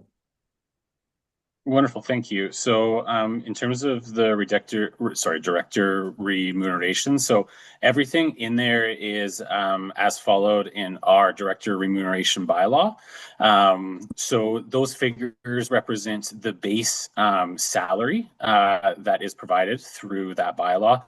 as well as additional meetings. So additional meetings that are attended throughout the year are recorded under that remuneration. So that is why you see that fluctuation. Different directors attend different meetings at different levels throughout the entire year. Oh, no, I understand that. My question is more like, one First Nation director gets paid $0 from this board and one gets paid $12,000. So how does that actually relate? That's where I'm coming from. I know there's variations, like some of us attend lots of meetings and they're up in the $20,000 per director range or way more than that. And some are in the $14,000. But perfect. How does it work for people that are not elected area directors for expenses and compensation? Because they're not standard for that. So all directors do have the ability to receive that remuneration, but past practice has been to, if directors are are allowed to opt out of receiving remuneration if their elected body is providing them remuneration to attend ACRD activities. Okay. Second question here is, there are different boards, committees, etc., that directors go to that are compensated separately from what is in the SOFI. For example, AVICC payments are not listed here. So some of the other municipalities on the island here have put together motions to put all the remuneration for elected officials in one spot that the public can see. Is that something other directors would like to have and have visibility of? And I think we might be putting something forward in the strategic plan to increase transparency and visibility on that, because what you actually see here in the SOFI is not actually what the electoral area directors get for full remuneration from all committees that they sit on as elected representatives. Thank you. And that was City of Victoria that did that last year. Jane, did you have a follow-up at all? No. One clarification I was going to state is that there are Indigenous directors who do not get paid by the ACRD, but are rather paid by their nations to attend, because it's considered a portfolio file. So that's what my nation does for me as a director. However, I do get paid a stipend of about $1,200 a month for being the chair, which is different. So that's why mine is about 14 grand before remuneration. So I think that's the only one that has that. But I don't know how others handle their remuneration. Director Roth, go ahead. When you're looking at this SOFI report, is that what it's called, SOFI? Like mine shows expenses of $5,500. I don't really know what that is other than the AVICC. Maybe we need a breakdown. I like the idea of saying what it is, publicly stating what it is. Do you clarify that? What do you mean? Well, the expenses is $5,486, and I'm not sure what that's, I'm sure I got it, but I'm not sure what it's for. So it'd be nice to see a breakdown, like, is this for AVICC? Because I don't remember it being that high. Or UBCM? Yeah. It'd be organization meetings like UBCM, AVICC, LGLA if you go to that. Would also include any travel you might do for libraries or E911, although that's often online. There's another one that may have travel too. I think I did too. Yeah. But still, it'd be nice for the public to know what those expenses are for. Yeah, I'm thinking what we may want to do is put out our own document that clarifies, because SOFI reports have specific and strict requirements for what's reported, and adding things on top of it is you're not allowed to do that. You have to just report on what's required of you. But if we release a secondary report that it kind of explains some of those things, but it'd just be from us, so it wouldn't be reported or verified in the same way. But that's a point taken, though. Dr. Coots? Thank you, Mr. Chair. You've stated my comments. Thank you. Dr. Sparrow? Thank you. going through with our next election, would it be possible, or is it possible to show what your base salary is, what you get paid for meetings? I know some meetings we go to are $100 depending on the length of the meeting, or $200 depending on the length of the meeting. So people understand what this job entails and what they can and cannot get money for. Is that a possibility, or is that the bylaw not allowed to do that? Shane, could you answer that? Perfect. Thank you. Yes, through the chair. This is actually fantastic timing because the remuneration committee will be bringing recommendations to the board at the July meeting.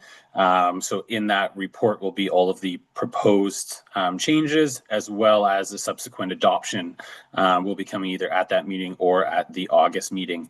So all that information will be available, and staff can ensure that in advertising we include a link to those rates once they are updated and finalized. Any further comments? Okay, that's great. Thank you. I think we need a motion to receive the report. The Alberta and Clark Regional District Board of Directors approve the ACRD 2025 Statement of Financial Information, including all the statements and schedules. Moved by Dr. Roth, seconded by Dr. Coots. Any further comments? Seeing none.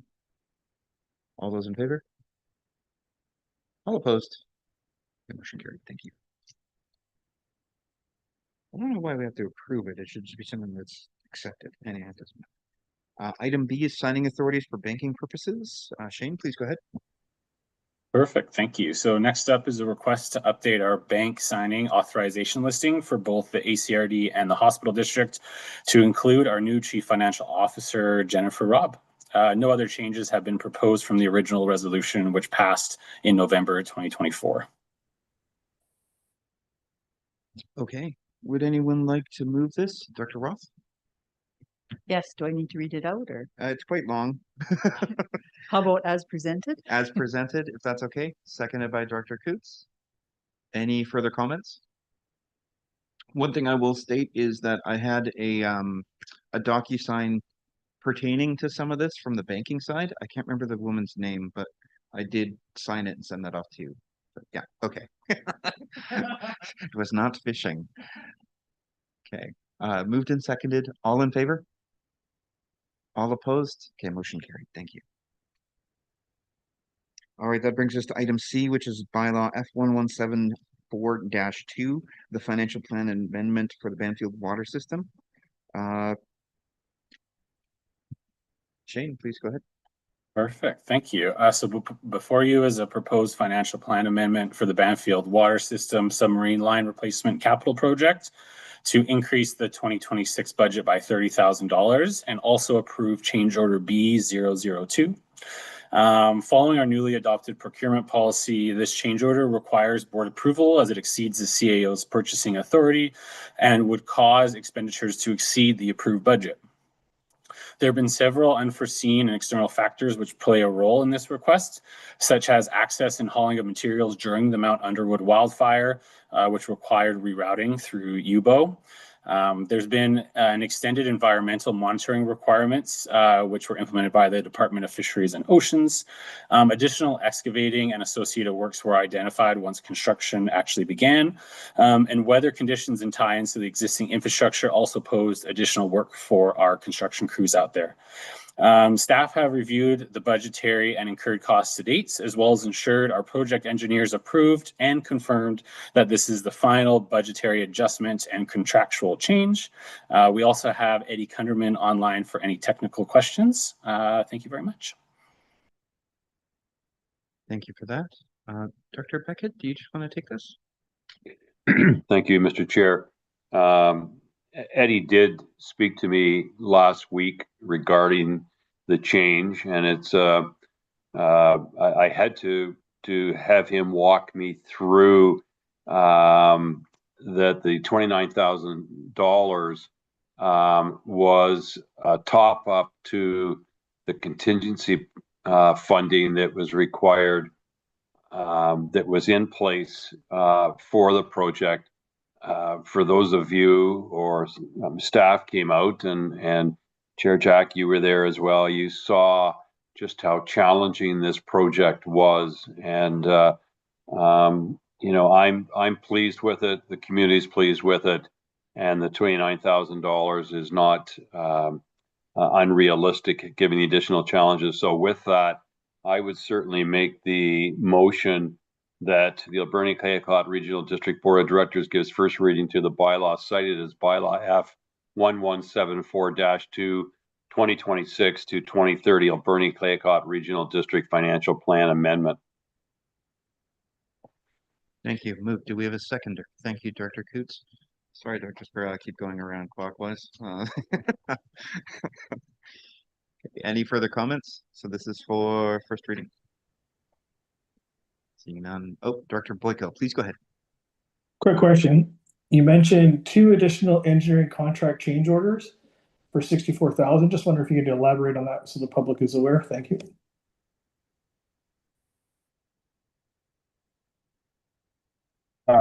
Thank you. I will ask that maybe Eddie jump in, but I believe, oh, Eddie's online. So Eddie, I'll leave it to you. Thank you. Excuse me. And thank you for the question. Yeah, the first change order was basically tied to the completion of offsetting measures in the FAA request as put forward by DFO. So this was the eelgrass offsetting and replacement. And then change order number 2 was a combination of additional items. Again, the FAA approval efforts and then additional meetings that were necessary. There's some additional construction engineering review as we went through the project as well. That perfect. Thank you. Thank you for that. Any further comments? Seeing none, this is first reading. So afterwards, you can just say second reading, that sort of thing. All those in favor? All opposed? Okay, motion carried. Please continue. Mr. Chair, move second reading. Thank you. Seconded by Director Sparrow. Thank you. Any further comments? Seeing none, all those in favor? All opposed? Motion carried. Move third reading. Okay, seconded by Director Corsier. Thank you. Any further comments? Seeing none, all those in favor? All opposed? Motion carried. That the Alberni-Clayoquot Regional District Board of Directors adopt bylaw cited as bylaw F 1174-2 2026 to 2030 Alberni-Clayoquot Regional District Financial Plan Amendment. Thank you. Do we have a seconder? Thank you, Director Sparrow. Any further comments? Seeing none, all those in favor? All opposed? Motion carried. Finally. And finally, that the Alberni-Clayoquot Regional District Board of Directors approves change order CO-B-002 to Fraser Burrard Diving Limited in the amount of $83,160.50, excluding GST. And one correction, $186.50. Yes, sorry. I heard 60, but yeah, okay. But that's clear now. Do we have a seconder? Thank you, Director Sparrow. Any further comments? Seeing none, all those in favor? All opposed? The motion carried. Thank you. Alrighty, that brings us to item D, which is a bylaw regarding Cherry Creek Community Recreation Commission grant servicing. Heather, please go ahead. Thank you. So I'm presenting to you today a bylaw to establish a service for the Cherry Creek Community Recreation Commission. So normally this commission requests an annual grant and aid application. Each year they submit an application, grants are potentially awarded, final reporting is done, and then their funding must be spent in 1 year. So the Cherry Creek Recreation Commission and the director for Cherry Creek requested that a referendum be utilized to determine if Cherry Creek electoral area electors support the formation of a service. Should the creation of this service be supported, this would allow the Recreation Commission certainty in knowing that annual funding is provided, allowing them to accumulate funding for larger capital projects. Previous grant and aids have been funded by the same set of taxpayers. So to clarify, this is not any new funding, or rather we're moving the funding from a grant and aid application to a service. The service is for funding only. ACRD is not involved in the management of Cherry Creek Recreation Commission activities. So the recommendation today is for the board to give 3 readings to the bylaw. Should that happen, I will forward the bylaw to the province for their approval. And once that's done, I'll bring back the bylaw for adoption in August. So the bylaw boundary is for the entire Cherry Creek electoral area, and the max requisition is the greater of $25,000 or 31 cents per $1,000 of taxable value of landed improvements. Should the referendum proceed, Cherry Creek electors would have the same voting opportunities as on general voting day, which includes 2 advanced voting opportunities on October 7th and 14th. As well as general voting on October 17th, and they'll have the option to request a mail ballot. I'm happy to answer any questions about the bylaw or the referendum, and Shane is online and can answer financial questions. Thank you. Yeah, thank you. Dr. Boyko, please go ahead. Thank you, Chair. So with an average assessed value in Cherry Creek of $566,000 times that rate, so it's $180 per household at a maximum that this would be going for the average residential value. And if you're in an acreage in the $1 million range, you'd be up around $360 per year. I think my math is right there, right? That sounds right. So that's what the burden to the Cherry Creek taxpayers for the Cherry Creek Hall is being proposed. And so everyone's aware of that when it goes to the referendum. I see, Mike, you're shaking your head. Is my math wrong? I usually do pretty good with my math here. So it's the either of two, right? Go ahead, Dr. Sparrow. Thank you. Yeah, it was based on $25,000 a year. We're doing $22,000 a year right now in grant and aid. So I think the increase will be maybe $8 per household per year. A couple of reasons why we're doing this. One is because they can stockpile money now as opposed to spending $22,000 a year and then reporting out. So they can start going towards their heating systems and start going towards their whole roof replacement at once, as opposed to doing one side of one roof on one building each time. It also gets away from uncertainty. Right now, we, the directors, decide if they get grant and aid. And if you get a director in his position decides that 22,000 is a little too rich for their budget for the year, they can do a lot of damage to a community hall. So this way they have certainty that they're going to get their money, they have certainty they can stockpile the money and they can move on. And it's not the price you said, unfortunately. I don't know where that number came from. It's supposed to be around $25,000 total per year, roughly. It ends up being about $22,000 now, so it's $3,000 more than it was this tax year. So how that equates to numbers, I don't know. Go ahead. One thing that we can draw from this is certainly if this advances to referendum, that would be a question that we would have as an FAQ, just clarifying what the average household would likely pay and providing a range based on the assessments as we know them. That way the public has a good understanding of what the average would be and what the range will likely be, depending on how it's applied, whether it's the 25,000 or whether it's the amount per thousand of assessment. And so that's something that we would provide as a public document. Thank you. Director Boyko, go ahead. Yeah, I think that'd be a good thing. Just have a little thing that says for your total bill, whether it's 22,000 or increasing to 25,000, you don't care about that change, you care about the total. How much of your bill is going to the Cherry Creek Community Center and be very visible to the Cherry Creek people about what the referendum it will potentially happen. Thank you. Okay. So I think that's something that can be covered off in the follow-up after these are passed, though. I think. Yeah. Okay. Director Sparrow, do you want to take a stab at the motions? Sure. I'll make one other comment. Because the board's running so efficiently out there, that this will just be a revision of how they get their money. Like, we're not going to step in and take over their organization. This is a matter of just making sure they get their money. They want to do it. Which is pretty critical out there. Yeah, and this is a good move because anything that reduces the burden on grants and aids processes is super appreciated. So this is an innovative structure. So I appreciate it. Sorry, please go ahead. Sure. I'd like the motion that the Alberni-Clayoquot Alberni-Clayoquot Regional District Board of Directors give first reading to the bylaw cited as Cherry Creek Community Recreational Commission Grant Service establishing bylaw number E10692026. Thank you. Do you have a seconder? Thank you, Dr. Roth. Any further comments? Sorry, Mr. Chair, I Sorry. just realized I'm still listed as a director on Cherry Creek Recreation Commission. I never go to meetings, and I'm sorry, I slipped my mind. I should have declared a conflict. That's okay. I forgot that we were covering a Hoyt thing today, but yeah, get out of here. Bring your phone. All right, we'll get you when we're done.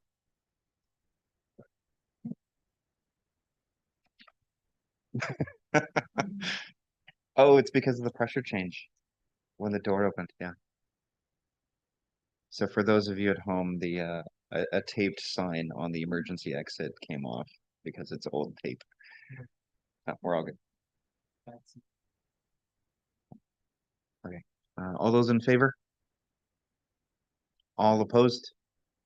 Motion carried. Thank you. Please continue. Can I just say second reading? Yes, you can. Do we have a seconder? Thank you, Dr. Roth. Any further comments? Seeing none. All those in favor? All opposed? Motion carried. And I'll give third reading. Thank you. Seconded by Dr. Coots. Any further comments? Please go ahead. I'm really glad this is going to a proper referendum vote. Yep, new service has to be voted on. That's okay though. Any further comments? Seeing all those in favor? All opposed? And motion carried. Okay, so that's that for item D. That brings us to item E. Very exciting. Welcome back, Michael McGregor, wherever you may be. Are you just on your computer? Yeah, you're on your computer. Please go ahead.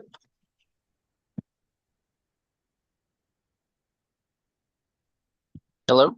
Good afternoon. So this report is requesting first, second, and third readings of Log Train Trail Regional Park Regulation Bylaw. This bylaw was first presented to the Committee of the Whole on May 13th. And the intention of this bylaw is to establish a clear regulatory framework governing the use of the Log Train Trail corridor.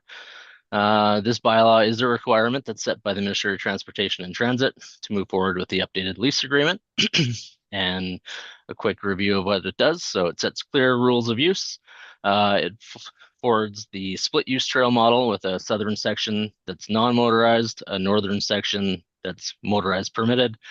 It also identifies off-road vehicle safety framework and sets requirements for registration, insurance, safety equipment, age, and supervision rules, and also sets a speed limit of 30 kilometers an hour.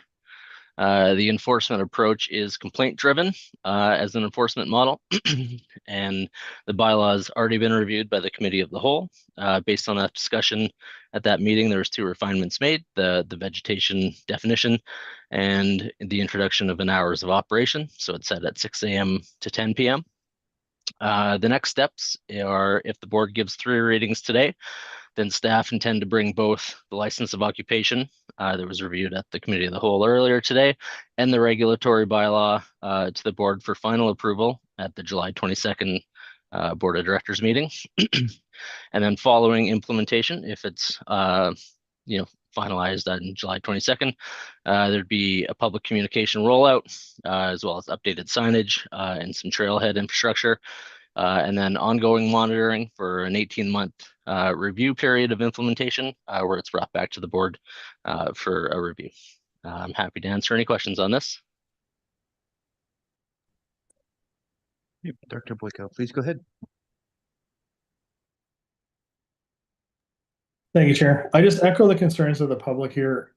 So this is one of the things where I'll say it again, we had very good community engagement. We had lots of meetings.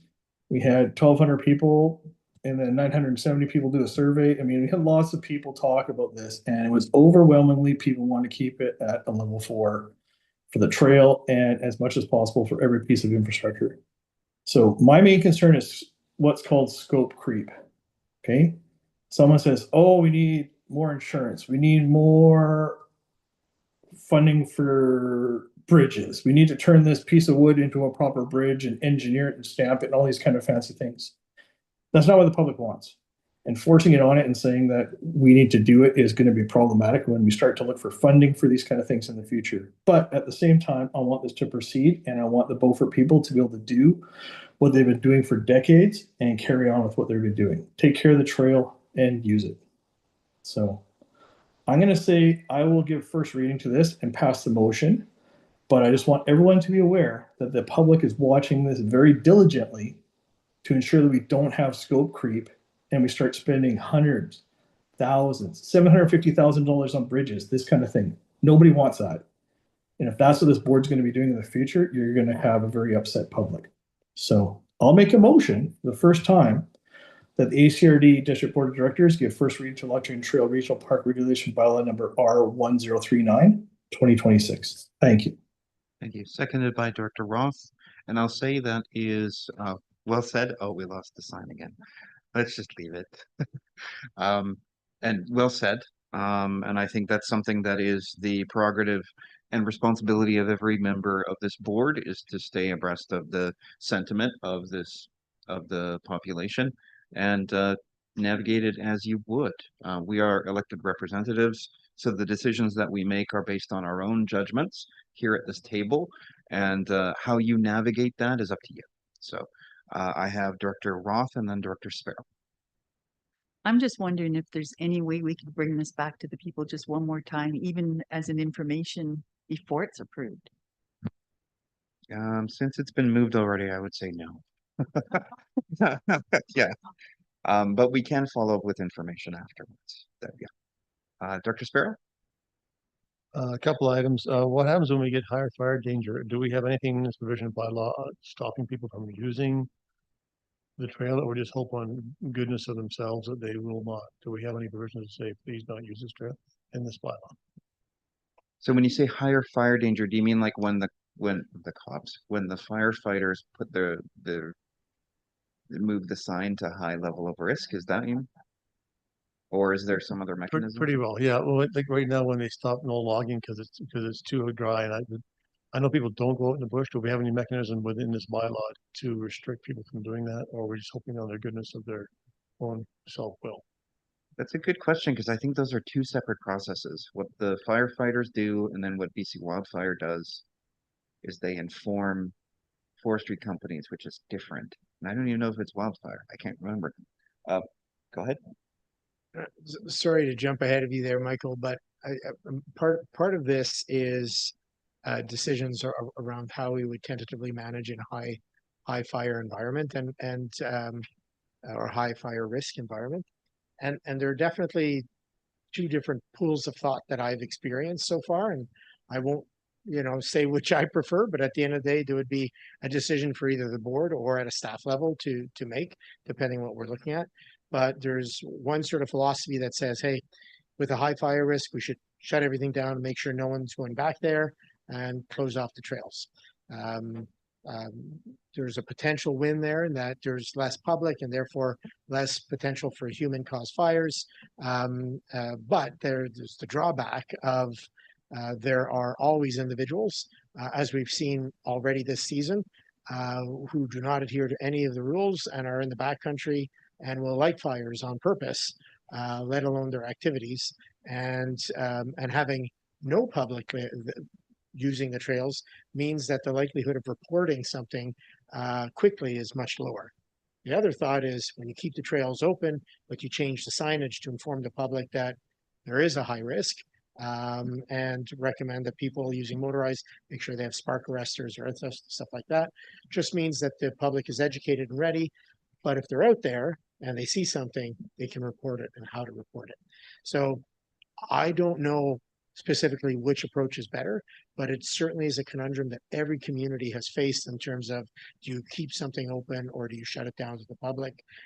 It would be a good debate for sure to have. Where that debate takes place and when, I'm not certain. Do you have a follow-up before we go to Michael? Go ahead. So the answer is no. Okay.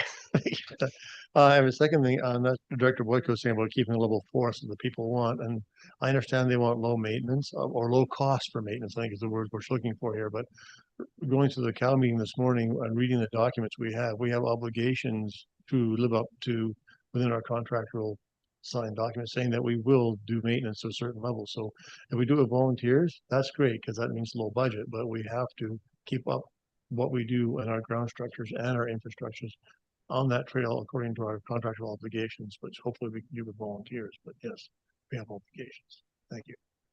All right, thank you for that. Michael, did you have any supplementals before we go to Director Boyko?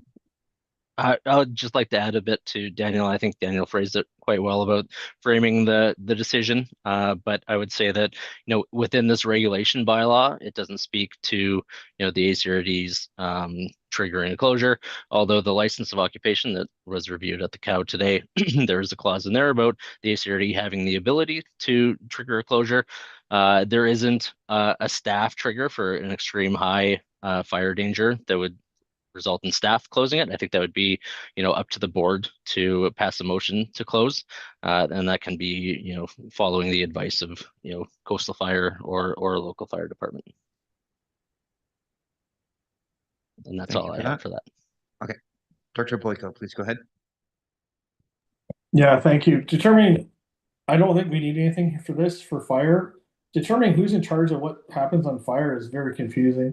And currently on the BC wildfire map, we still allow campfires in our area. And the city says something different, the ACRD says something different. So who has direct jurisdiction?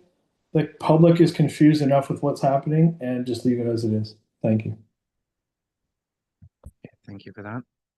Any further comments? Okay, so the first reading has been moved and seconded, and there's no more comments. Great. All those in favor of first reading? Nope, it was moved. It hasn't been voted on yet. All those opposed? Motion carried. Thank you. Alrighty, so second reading, anybody? Okay, moved by Director Boyko, seconded by Director Roth. Any further comments? Seeing none, all those in favor? All opposed? Okay, motion carried. And third reading? Thank you, Director Roth, seconded by Director LaCourcier. Thank you. LaCourcier, thank you. Any further comments? Seeing none, all those in favor? Motion carried. It's French, it's important to get it right. Okay, I have to say, despite how squinty you are at times, Director Beckett, you look very Renaissance in your lighting right now. It's pretty cool. Okay. All right, and not all dingy like Vermeer, but like a better one. Okay, so that brings us to the Sprout Lake Maintenance Contract Award. Michael, please go ahead. Thank you. So this report seeks board approval for the award to the Sprout Lake Parks Maintenance Contract. This board recommends the award to Sprout Lake Forestry Services. The value is $33,000 per year on a 3-year term. This contractor would provide maintenance at Cootersmith Park, Dixon Park, Faber Road, and Lakeshore Road trail networks. And the services would include items such as general park maintenance, lawn care, brush management, trail maintenance, litter pickup, and hazard monitoring and facility inspections. There was an RFQ process that was issued April 28th. 5 submissions were received and evaluated, and Sprout Lake Forestry Services submitted the lowest bid at $33,000 per year, and it was significantly below the others. So funding is already included on the Sprout Lake Community Parks budget, and total contract value requires board approval. So staff recommend proceeding with the award as presented. I'm happy to answer any questions here. Thank you. I think I'll just throw this to Director LaCourcier. Please go ahead. I'll make the motion that the Alberni Clayoquot Regional District Board of Directors awards Sprout Lake Parks Maintenance Contract to Sprout Lake Forestry Service Limited in the amount of $33,000 per year, excluding GST, and for a 3-year term. Thank you. Seconded by Director Roth. Thank you. Any further comments? Seeing none, all those in favor? All opposed? The motion carried. Thank you. Alrighty, so that's it for decisions by the whole board. This brings us to planning matters. 12A1 is for electoral area directors only. However, I'd just like to remind municipal and First Nations directors, please stick around, you count for quorum. Alrighty, so 12A, electoral area directors, number 1, request for decisions regarding the official community plan for Area C. Please go ahead. Thank you very much. So a public hearing was held for the Area C Official Community Plan Bylaw P1539 on June 2nd. at the Euclid Community Center. The public hearing was the final step in the public input process for the development of the updated OCP and represents the culmination of, as you know, extensive engagement with the Area C community as a whole, with property owners and residents, with our partners and committees and community groups in the community, and with the Youth government, with Tocoat Nation and the Cloquet First Nation as well. The community has worked hard on this project with the ACRD over the past year and a half, and we are proud to have been a part of that effort. As the board is aware, the updated OCP would replace the current South Long Beach OCP that was adopted in 2007, and this new bylaw represents community goals and objectives that are much more reflective of the needs and opportunities that are represented within the region today, based on what we heard from the community throughout the project. So at the public hearing, there were 17 members in attendance, and comments received from 3 of those members. The comments related to questions about the OCP and the requirements within the plan, as well as support for the protection of wildlife habitat corridors. To allow the opportunity for members of the public to obtain information on the bylaw and to ask questions of staff ahead of time, an open house was held an hour ahead of the public hearing, and there were 29 members of the public at that event. There were no comments in opposition to the OCP that were received throughout the public hearing process. I'll also highlight there were written responses from 17 referral agencies and First Nations that were received ahead of the hearing, and the comments are attached to the public hearing minutes as Appendix A. Now, all of these comments that were received either indicated support for the bylaw as presented, subject to the reasons provided in the responses, or provided specific policy wording that that agency had worked through and recommended, or noted that their interests were unaffected. Those comments were all incorporated ahead of the first reading. Now, following first reading and through the dialogue that was held leading up to the public hearing and during the hearing, there were a few minor updates identified to the text and maps that staff are recommending be incorporated into the bylaw. I just want to highlight those quickly here. They're listed in detail in the report and included the correction of typos, the correction of minor formatting within the text, some updates to figures and maps to improve labeling and the accuracy of the map content, and the addition of a policy to the environmental protection and stewardship policies section to advocate for maintaining wildlife habitat connectivity and protecting sensitive habitats within Crown lands located north of Thornton Road and through the surrounding area. That revised OCP bylaw text and maps are linked on the ACRD website with links available in your agenda. We also have hard copies available here in the room if anybody's interested. All of these minor edits are incorporated after the public hearing. We're able to do that, and staff do recommend that the board first amend the bylaw. Will first receive the public hearing report minutes, then amend the bylaw and give second reading as amended. Now, after the bylaw receives second reading as amended, staff do recommend that the board proceed with third reading and adoption of the bylaw, if that is the will of the board. The Local Government Act allows the Regional District Board to consider an OCP bylaw for third reading and adoption at the same meeting, and recognizing the community support that we've heard throughout the final steps of this process and the formal public hearing period, staff do recommend that the board proceed with third reading and adoption at this meeting, which would finalize the project and adopt the new OCP. Happy to answer any questions. Thank you.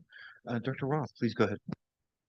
I'm just curious to know why we refer to it as Area C, like on the title page and everything, and not Long Beach, because I took me forever to figure out who Area C was.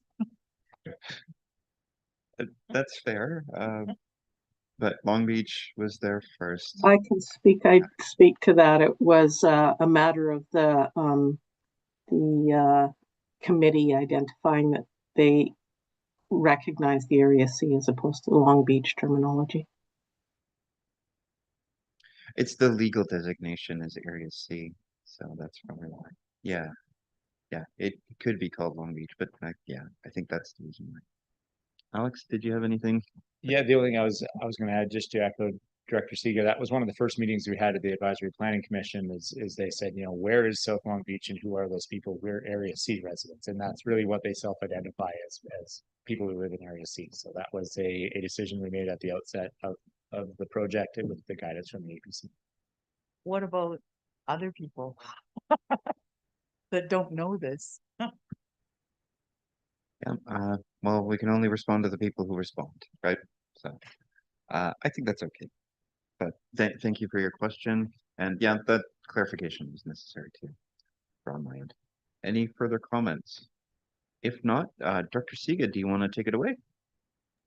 Sure, as the Area C Director, I would like to do that. I would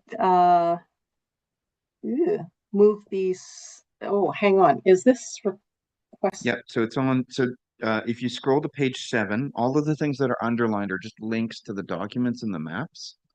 I had this problem last time when we did a different OCP. So go the materials. So there should be a line that says motion, and then it starts with receiving the public hearing report. So please go ahead. Thank you very much. Yes, I understood that it was not just a simple second reading. So I'd like to move that the Alberni-Clayoquot Regional District Board of Directors receive the public hearing report. Thank you. Do we have a seconder? Thank you, Dr. Sparrow. Any further comments? Seeing none, all those in favor? Okay, motion carried. Thank you. Please continue. I would like to move that the Alberni-Clayoquot Regional District Board of Directors receive the public hearing minutes. Thank you. Seconded by Dr. Sparrow. Any further comments? Seeing none, all those in favor? All opposed? Okay, motion carried. I'd like to move that the Alberni-Clayoquot Regional District Area C Official Community Plan Bylaw number P1539 2026 be amended as presented. Thank you. Do we have a second? Thank you, Dr. Sparrow. Any further comments? Seeing none, all those in favor? All opposed? Okay, motion carried. I'd like to move that the Regional District of Alberni-Clayoquot Area C Official Community Plan Bylaw number P1539 2026 be read a second time as amended. Thank you. Do we have a seconder? Thank you, Dr. Lacourciere. Any further comments? Seeing none, all those in favor? All opposed? Motion carried. Please continue. I'd like to move that the Regional District of Alberni-Clayoquot Area C Official Community Plan Bylaw number P1539 2026 be read a third time. Thank you. Do we have a seconder? Thank you, Dr. Sparrow. Any further comments? Seeing none, all those in favor? All opposed? Okay, motion carried. And I'd like to move that the Regional District of Alberni-Clayoquot Area C Official Community Plan Bylaw number P1539 2026 be adopted. Thank you. Do we have a seconder? Thank you, Dr. Sparrow. Any further comments? Seeing none, all those in favor? All opposed? Motion carried. Thank you. Can we stand up and cheer? We have the Yeah. first one adopted. Great work, everyone. Thank you for that. And we have an official community plan done. That's so cool. All right. Well, let's refocus, and I will get my butt out of the chair. If you want to take over this agenda item, thank you. Okay.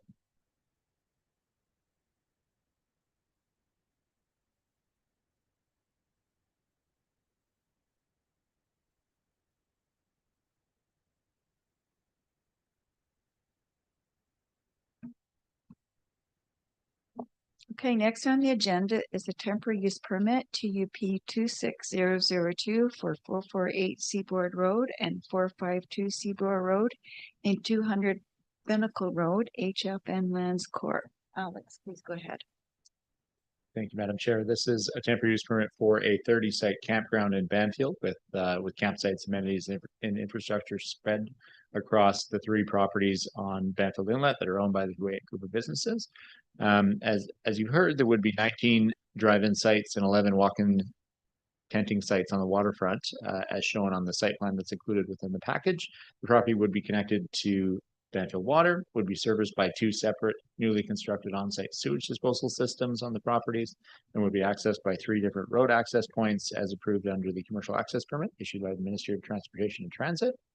The applicants have engaged qualified professionals in the design of the campground, the landscaping and the replanting plans within the coastal and the freshwater riparian areas, the engineered access roads, and the engineered sewage disposal systems. The applicants and staff have also worked with external agencies like the Ministry of Transportation and with our internal stakeholders, such as Banfield Fire Department, to ensure that the technical needs are met with this development. The conditions of use that are presented within TUP 26002 intend to ensure that all the technical considerations, the design standards, and the community needs are adhered to and met in the development and operation of the campground.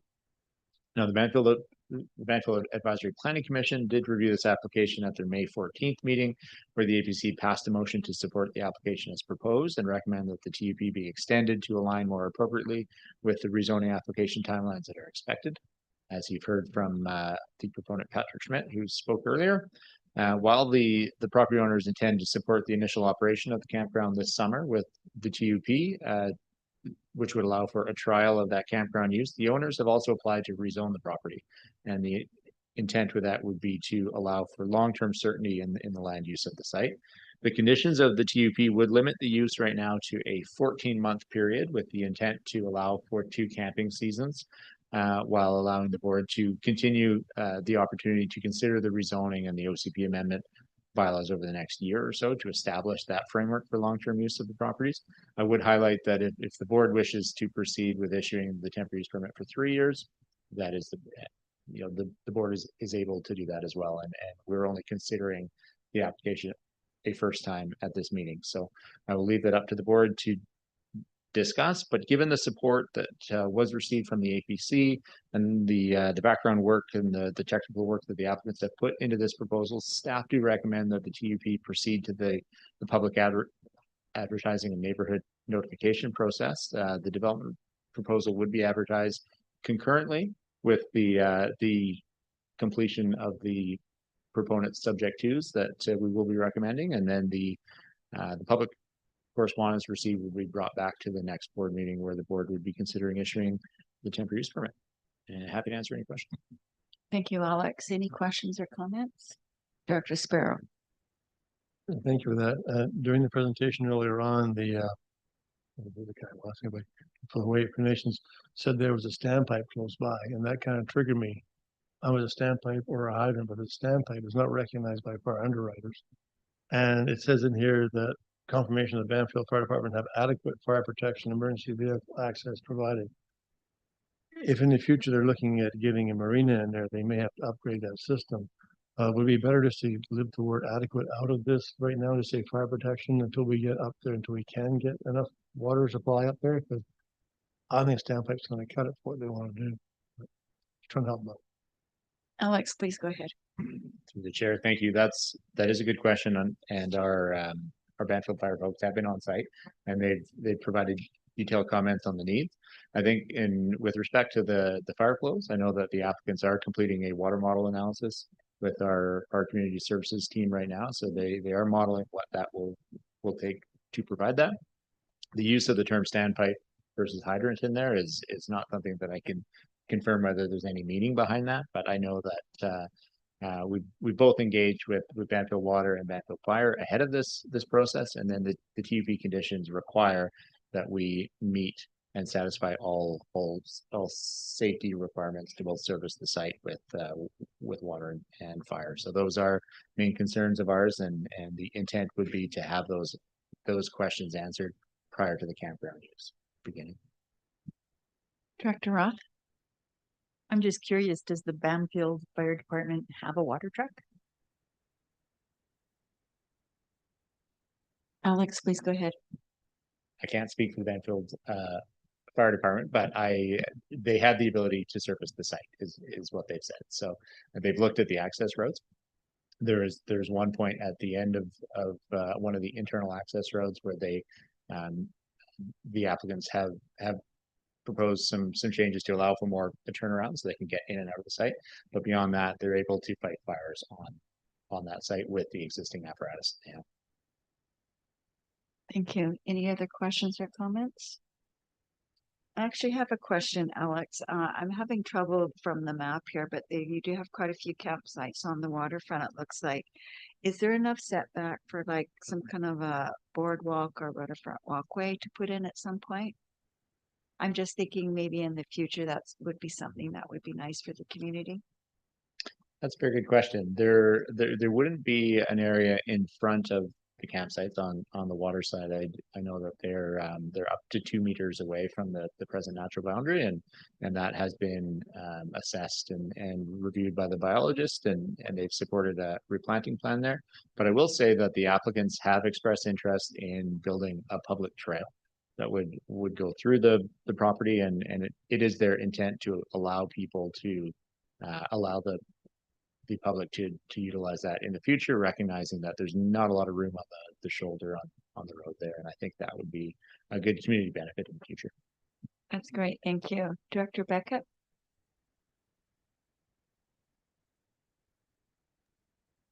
Thank you, Madam Chair.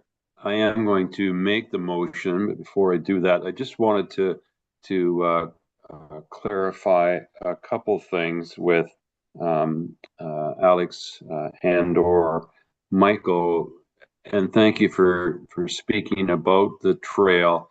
We're very fortunate that HFN put in a wonderful trail from Anakla all the way along Banfield Road to the top of the hill at Binnacle. But going down the hill, it's a very steep hill going into what I'll refer to as the town center. There is no trail, and it is problematic for folks that are wanting to continue down the trail, to the east side dock, or wanting to use Paradise parking at the top of the hill for their vehicles and trailers. So while I'm not suggesting that it is the responsibility of HGB, to put the trail in to accommodate our community, there's certainly a need. And I guess I'm wondering, and I would obviously value and appreciate HGB, putting in a trail network within their property. But it sure would be nice to get Ministry of Transportation to work with us to put the trail along the side of the road, connecting to the private trail, the private public HFN trail. So again, I'm sorry, but I really would like your thoughts on how do we move forward, in getting the trail connected to the the bottom of the four-way stop, because this is a true safety issue. I think a connecting trail is a fantastic idea. Alex, do you have any comments? Yeah, through the chair, thank you. And I think, at the staff level, we would agree as well. I know that the applicants have engaged McElhaney to work on the access points, and they are engineered access points that they're working on with the Ministry of Transportation as well. So they're widening out the shoulders in the areas where the road connects to Banfield Road and to Binnacle Road in the south. Through that process, we can certainly ask the ministry if they would be willing to work with the applicants on seeing some trail improvements while they're doing that work. I know that they're doing the work. They're able to do the work right now, so I think the timing is right. And then we could also include, if the board is interested in it, we could include a will to include public access through the property as a condition of the TUP. And I know it was the intent of the applicants to do that, and they have like a public day use area, for example, and they are intending to allow people to enter the site. If they're able to do that, then I think the HDRD can certainly work with them, and an expression of support within the TUP conditions, I think, would be appropriate. But even aside from that, then I would be happy to work with the ministry and with the applicants on ensuring that as they do the road work that they're doing right now, that some provisions are in place to allow for pedestrian access. It's a little bit safer than what we see right now. Thank you. Through the chair to Alex, if I can respond, thank you for that comment, Alex. I'm not looking to put the onus on the applicant and making it their full responsibility at all. I really like the idea of trying to, as staff, work with Ministry of Transportation to do something in cooperation, because there is a section of the section of the Banfield Road that is adjacent to another private campground area there. So anyway, thank you for that. And lastly, Madam Chair, before I do the motion, one more question I have for Alex. They are going to rezone. The TUP is only for 14 months, is what I'm reading and hearing. And I don't recall where that came from. I know that we had another application with HFN on some housing, seasonal housing, where we talked about limiting a TUP. Where and when did this 14-month restriction come from? Alex? Through the chair, thank you. So the 14-month was included as the staff recommendation, and that was included intentionally to allow them to complete this camping season if the board proceeds with it, and the 2027 camping season, with the idea that in the meantime the board and staff and the applicants could work on the OCP amendment and the rezoning application process. It's not necessarily a requirement that I'm stuck to. Like if the board is thinking it would be more flexible for the applicants to get a 3-year temporary use permit, which we're allowed to do, and the legislation allows for that. That gives them the flexibility to try out the use for that additional season. It gives the board more time to work through the bylaws to look at the long-term use of the property without feeling the need to rush a decision while the community understands what it means for the campground to be operated at this site. So I would certainly recommend if you're interested in extending that 14-month period to the 36-month period included in the legislation, that the board include that in the resolution passed today, and we would make sure we would advertise that when it goes out to the public. Thank you. And Madam Chair, if I could respond to that, it's just, I heard the applicant ask if it could be extended. I believe I heard the applicant, Patrick, asked to have that extended to 3 years. And the applicant is working very hard to do what I think will be an exceptional campground. So I'm not opposed to it going to 3 years. But if there's someone sitting around the board that's smarter than I am, and I'm sure there's lots, I'd be interested in hearing that. So, and I know that Director Boyko has his hand up. Do you want me to go ahead and make the motion and then have some discussions, Madam Chair? Please go ahead and make the motion, then I'll call on Director Boyko for a question or comment. Thank you very much.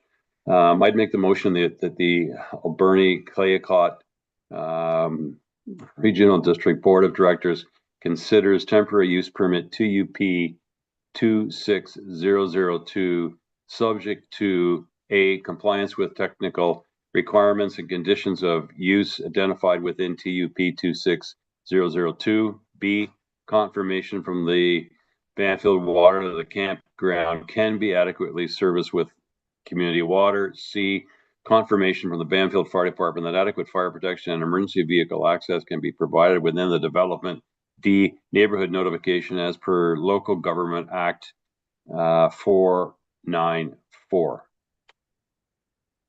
Thank you. Do I have a seconder?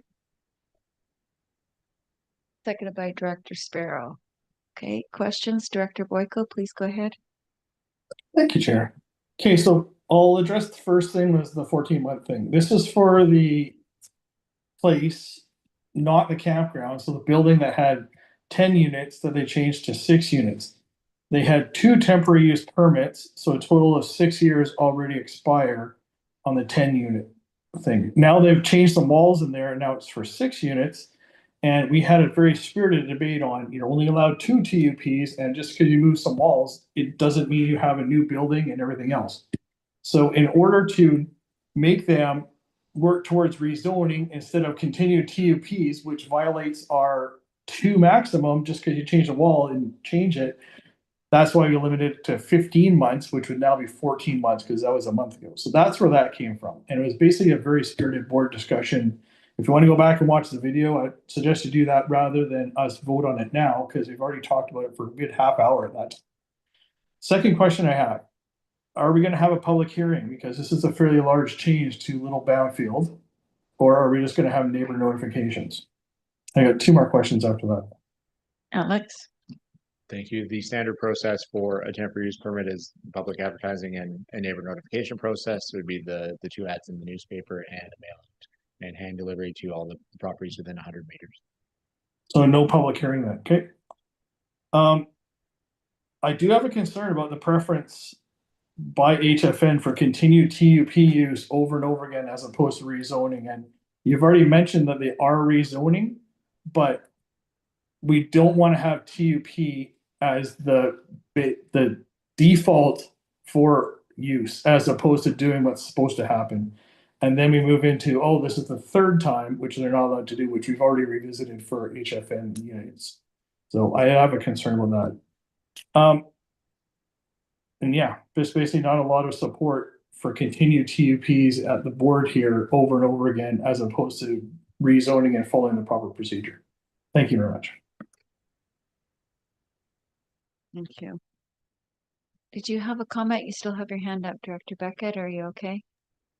No, I put my hand back up because I did want to respond to Director Boyko.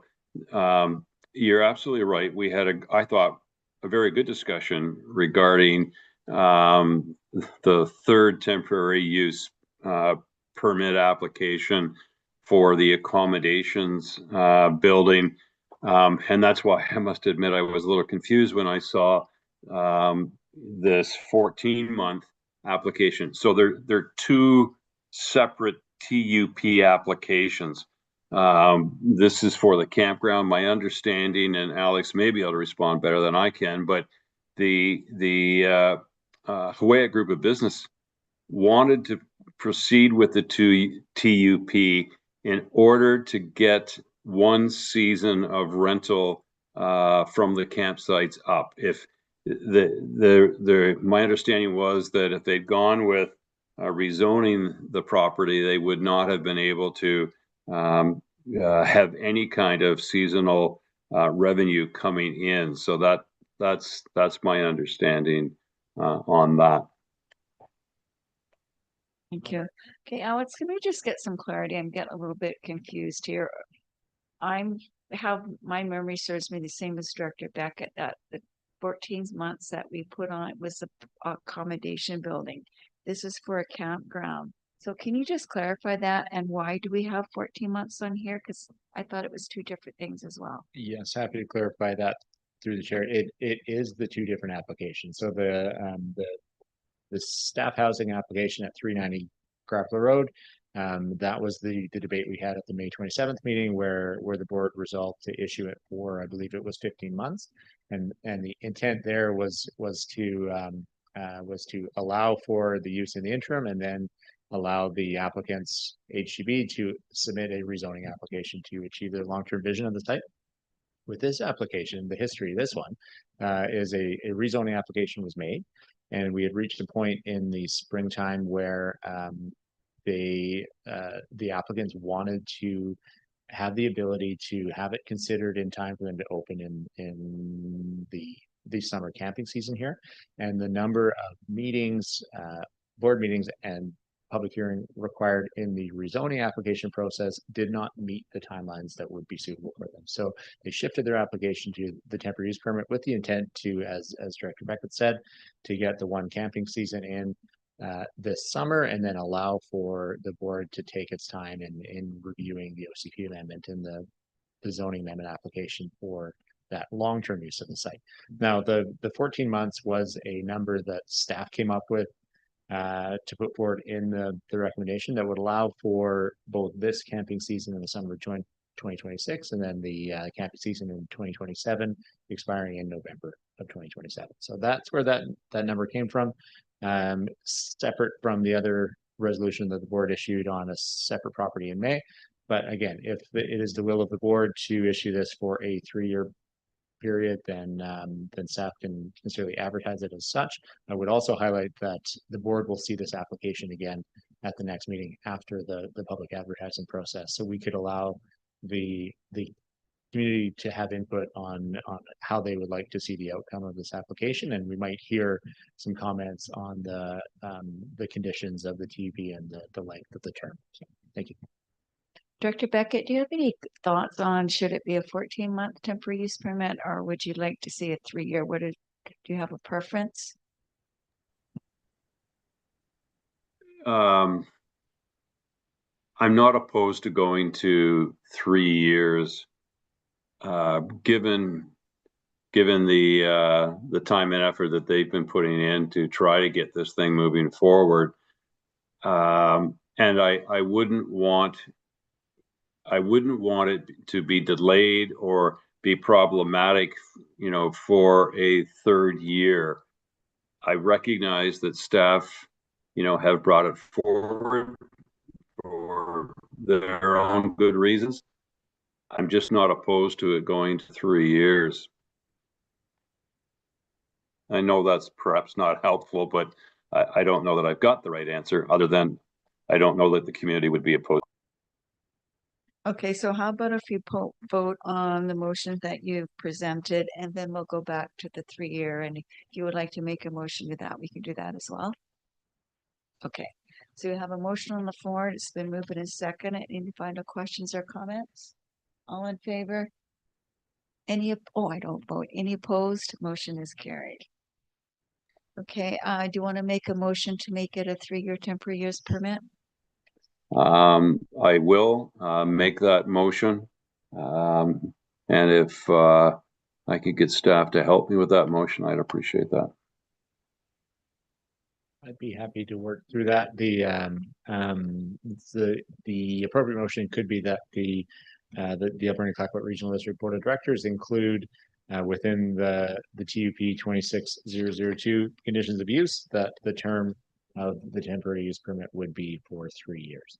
Is that acceptable to you, Director Beckett? I appreciate the help on that, Alex. Thank you, Alex. Do we have a seconder to the motion? Moved by Director Beckett, second by Director Sparrow. Any final questions or comments? All in favor? Any opposed? Motion is carried.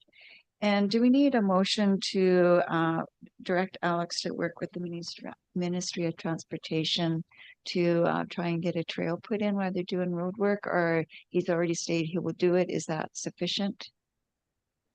Yeah, motion through the chair, that's we do meet quarterly with the Ministry of Transportation on broader issues about advocacy around roads in the area. Happy to bring it up at that, but as a function of this application, yeah, I'm happy to work with the ministry specifically, and I don't think there needs to be a separate motion for that.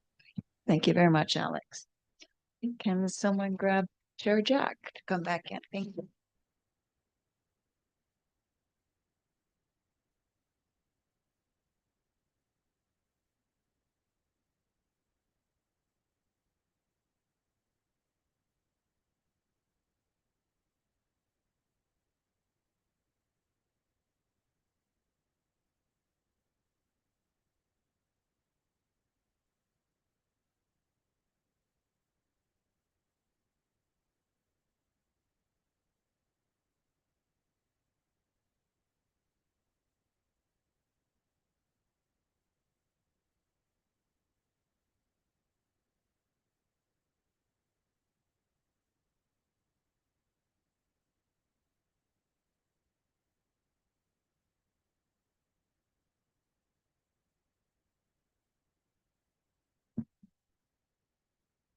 I did not use the microphone. My apologies. The next up is item 3, a one for Banfield, a rezoning application for the Cape Beal Trail. Please go ahead. Thank you very much. This is a rezoning application for a 5.5 hectare portion of property located on the upland side of Cape Beal Trail in the west side of Banfield. The applicants intend to rezone to the RA3 district to allow for a 0.24 hectare minimum lot size and proceed with the subdivision application for up to 20 residential lots on the property. The rezoning would also encompass a 0.5 hectare portion of the neighboring Brady's Beach property to allow the applicants to acquire that portion of property at the top of the cliff above the beach to include within their development. I'll speak to that in a minute here. There has been significant community engagement on this rezoning application already. It has gone to 3 advisory planning commission meetings and a number of meetings held with the property owners to fine tune the details of their proposed development.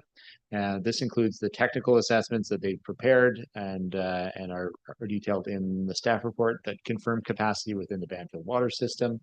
And improvements required to connect those lots to the water system. They provided confirmation from the on-site wastewater professional to confirm that there is sewage capacity on the property. There are agreements to provide off-street parking in East Banfield. There's an agreement to provide land to be secured for attainable housing for local residents in some form, and support for road access to the Brady's Beach property. Now, the inclusion of the small portion of the 34.8 hectare Brady's Beach property in the development would allow for the 3 families that own that property to subdivide their home site in a separate development and facilitate their intended land transfer of the majority of that property to the BC Parks Foundation. And that is something they've been working on for some time. The road construction that would be completed as part of this development would support their future addition of new parkland and conservation lands while allowing them to maintain their homes that they have on the property. So at this time, given the details provided within the development plan that's presented and the technical work that they've put into this proposal, staff do recommend that the board proceed with the public input process by moving forward with first reading of the bylaws today and delegating a public hearing to be held over the summer. Thank you.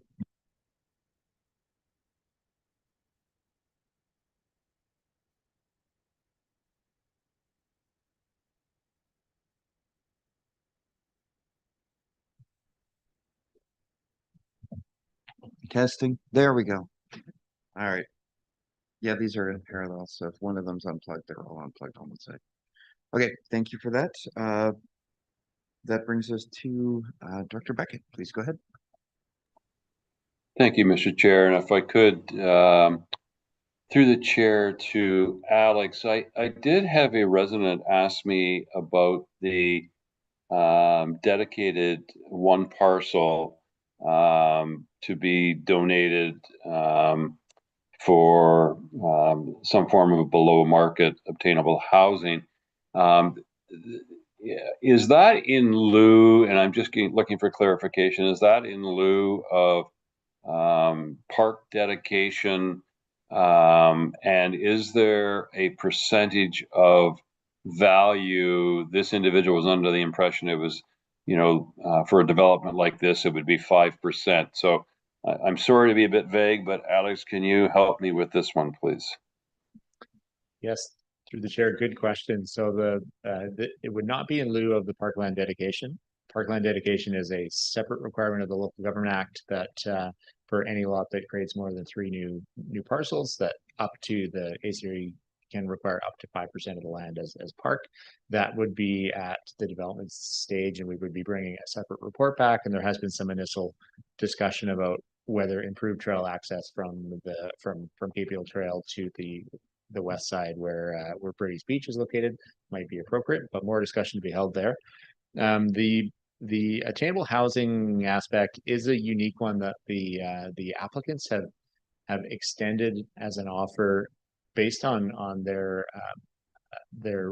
want to support the community, and the idea being that the applicants would dedicate one of those lots, so about 0.7 acres of a property, to secure affordable housing as part of the development, and focusing that additional housing on Banfield residents. As the development proceeds, we would need to work out the mechanism for that. The ACRD doesn't have a housing service, so we don't have the ability to accept the land and then operate and build housing in our current format. But there are things you can do with a housing agreement where the developer would build the housing and own it, and then it would be secured at below market rates. Or there's an amenity contribution agreement that could be entered into as well. So we've left that in there because it is important to the applicants, and I think it'd be good to flesh out what that looks like for the community ahead of the public hearing and have more answers at that time. But it is certainly, I think, a benefit to the ACRD to secure that now at the rezoning stage, and the applicants are locking in step with that. So I think it will eventually be a good outcome for the community if this development proceeds, but we don't quite know the fine details of what exactly that'll look like yet. Thank you. And Mr. Chair, if I could, Alex, I'm sorry to bother you again, but the other arrangement that we've been working on with the private homeowners, the three of them down by Brady's Beach, for them to donate a large parcel of property that would go to BC Parks Foundation. What's the size of that property that we're working on? Yeah, through the chair. So the overall size of the Brady's Beach property is just under 35 hectares, which is about 86 acres. The area that at the top of the cliff there that you can see in the maps, there's a little triangle of land, is about half of a hectare. So it adds about 1.2 acres of land to this development. And if you look on their conceptual subdivision plan, you can see the three lots on the west side of that development that would be overlooking the beach area. The intent would be that the road, the developers in this case would actually construct the road and dedicate the new public road access, which would give access into the backside of Brady's Beach Trail and then facilitate their future subdivision. So it is it's a common effort in this development, and we do have a letter of intent signed by the owners of Brady's Beach that says they would both agree to the rezoning application or to be included in the rezoning application, but then also that they would transfer this portion of the property to those developers. So it's a unique one, but I think, again, there would be a good outcome for the community if the Brady's Beach folks are able to subdivide off their areas and proceed with their land transfer. Thank you for that explanation. A huge opportunity for our community to secure, parkland, greenland, and protect that entire area. So thank you for that explanation. With that, Mr. Chair, I would like to make the motion that bylaw P1503, Banfield Official Community Plan Amendment Bylaw, be read a first time. Thank you. Do we have a seconder? Thank you, Director Roth. Any further comments? Seeing none, all those in favor? All opposed? Motion carried. Please continue. That bylaw P1542, Regional District of Alberni-Clayoquot Zoning Atlas Amendment Bylaw be read a first time.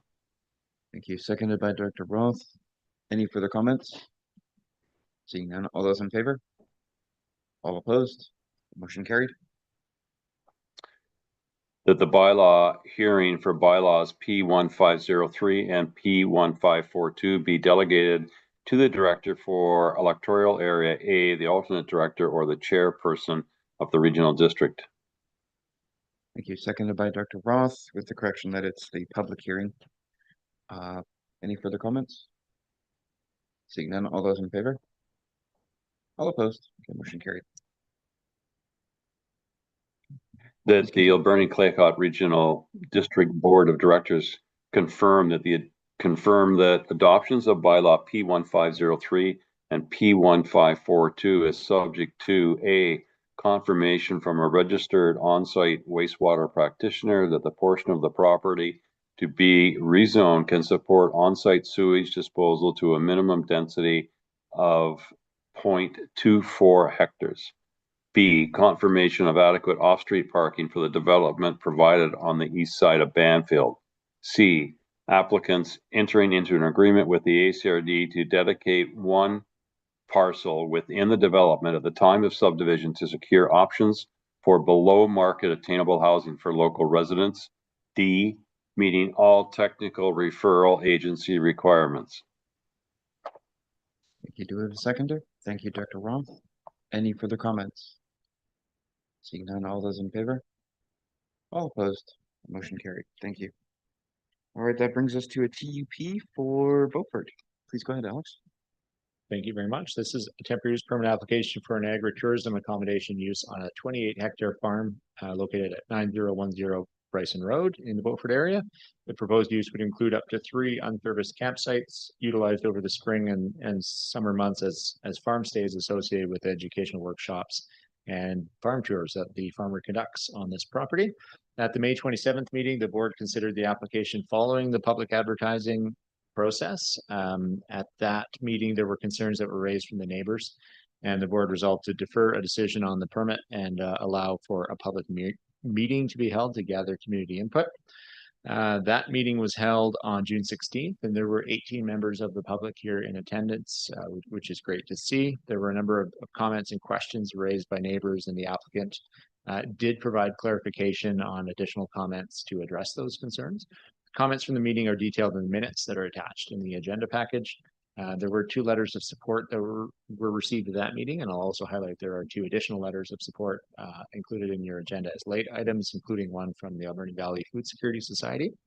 The principal concern raised by the neighbors is the fire risk associated with the campground, just recognizing that this property is outside of a fire protection area. The applicant did express their own desire to manage the risk, and they clarified that they will not allow open burning or campfires, will provide fire extinguishers at each site, will prohibit smoking and fireworks. And they also have a generator, a pump, and a water tote that they would intend to use themselves to respond to a fire in the worst case. They've also engaged with the Beaver Creek Fire Department fire chief as well as our Fire Smart personnel to review their plan and provide advice. So additional conditions of use have been included in the TUP that is presented to you today that intend to address those concerns that were raised during the meeting and to meet the commitments that the applicant has made. This includes restricting the number to 3 campsites. It was previously 6, and limiting the capacity to 1 family within each of those sites. And with those additional conditions of use presented following that discussion, staff do recommend that the board issue TUP 26001 as presented. Happy to answer any questions. Thank you. Dr. Boyko, please go ahead. Thank you, Chair. Thank you, Alex. So we had a well-attended public meeting, lots of good engagement. If you did not watch it on YouTube, I'd like you to spend time because we all have lots of free time, but it was a good engagement.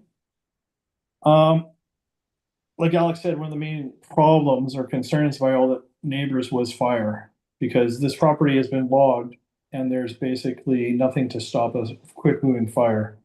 So and I'll bring up some of the other concerns was trespassing onto the other neighbor's property, noises, these kind of things. So the applicant provided a draft 2-page set of their camping rules, which addressed most of the concerns, and had a good chat between the applicant and the neighbors. So there's 4 letters of support. But the main thing here is having a good neighbor policy, which we're trying to follow in Beaufort as much as possible, but it goes both ways. It goes well when people are doing applications and they talk to the neighbors in advance of things and say, hey, this is my plan. I want to do this over here. This is going to get close to your property line. Do you have any concerns, or what concerns do you have if we try and, put a bunch of more people on here, such as dust on the roads, traffic, things like this. But it also comes with the neighbors when they have concerns to say, hey, listen, have the courage to go over and talk to people and say, I have concerns about this. What are we doing about it? And let's work together. So it was almost like our public meeting was bringing together the 2 groups and addressing the concerns and getting people to talk to each other. And it went well. And not everybody is as happy as they're ever going to be. But at the same time, a lot of the concerns were addressed. So I'm prepared to make the motion that the Alberni Clayoquot Regional Board of Directors issue temporary use permit TUP 26001. Thank you. Seconded by Director Roth. Any further comments? Seeing none, all those in favor? All opposed? The motion carried. That brings us to Sprout Lake for the next 3. Alex, please go ahead on this DVD 25011. Please go ahead. Thank you, Mr. Chair. This is a development variance application for a property located at 10716 Taylor Arm Drive in the Sprout Lake area. The variance would allow for an increase in the maximum allowable height of an accessory building in the RA1 zone from 4.75 meters to 5.8 meters at the proposed setback. And the applicants intend to construct a 2-story, 700 square foot detached garage structure within a building envelope that's located closer to the road and about 25 meters from the lake. The board had considered this application at the June 10th meeting, where the board resolved to proceed with the neighbor notification process. That mail was completed the following day on June 11th, and there has been no correspondence received from the public. And at this time, staff recommend that the board issue development variance DVD 25011. Thank you. Thank you for that. Director Lacroix. I'd be happy to make the motion. Motion that the Alberni-Clayoquot Regional District Board of Directors issue development variance permit DVD 25011. Thank you. Seconded by Director Roth. Any further comments? Seeing none, all those in favor? All opposed? The motion carried. Let's continue on with number 6. Go ahead, Alex. Thank you. This is another development variance application. This one for a property at 19140 Pacific Rim Highway on Taylor Arm in Sprout Lake. The applicants intend to build a 22 by 22 foot 1-bay garage structure with an attic truss roof that would include a home office and a studio above. The variance would allow for an increase in the maximum height, in this case, for an accessory building in the RVH district from 3.8 meters to 7.8 meters at the proposed setback. The board did consider this application as well on June 10th, after which the neighborhood mailout was completed. Neighbors within 100 meters of the property were notified and no correspondence was received. And I do know that the applicants have worked, and thank you for sticking around and being patient with us, but the applicants have worked to site the building in a way that would intend to minimize the potential building height impacts on the neighboring property to the west, who would be most impacted. So with no concerns raised about the building at this stage, staff do recommend that the board go ahead and issue the development variance. Thank you. Thank you. Director Lacroix. I'd be pleased to make the motion that the Alberni-Clayoquot Regional District Board of Directors issue development permit DVD 26003. Thank you. Seconded by Director Roth. Any further comments? Seeing none, all those in favor? All opposed? The motion carried. Thank you. And that brings us to the number 7. Please continue. Thank you. This is the last development variance application for Sprout Lake today. This is a strata property at 6381 Salal Road. The applicants intend to build a 780 square foot 2-vehicle garage at the rear of their property, and the variance would allow for an increase in the maximum height from 3.6 meters to 4.9. The neighbor notification again was completed for this property after the initial review on June 10th, and there was no correspondence received. I will highlight though that the applicant has provided 6 letters of support that they've received from the neighbors within the strata, including the upland owner that would be most impacted from the new building, and those letters are included in the package. So at this point, staff recommend that the board issue development variance DVD 26004. Thanks. Dr. Lacroix, go ahead. I'd be pleased to make the motion that the Alberni-Clayoquot Regional District Board of Directors issue development variance permit DVD 26004. Thank you. Seconded by Director Roth. Any comments? Seeing none, all those in favor? All opposed? Okay, motion carried. Thank you. All right, so that brings us to item B in our agenda, which is for all directors. This is a referral of an item to the Agricultural Land Commission.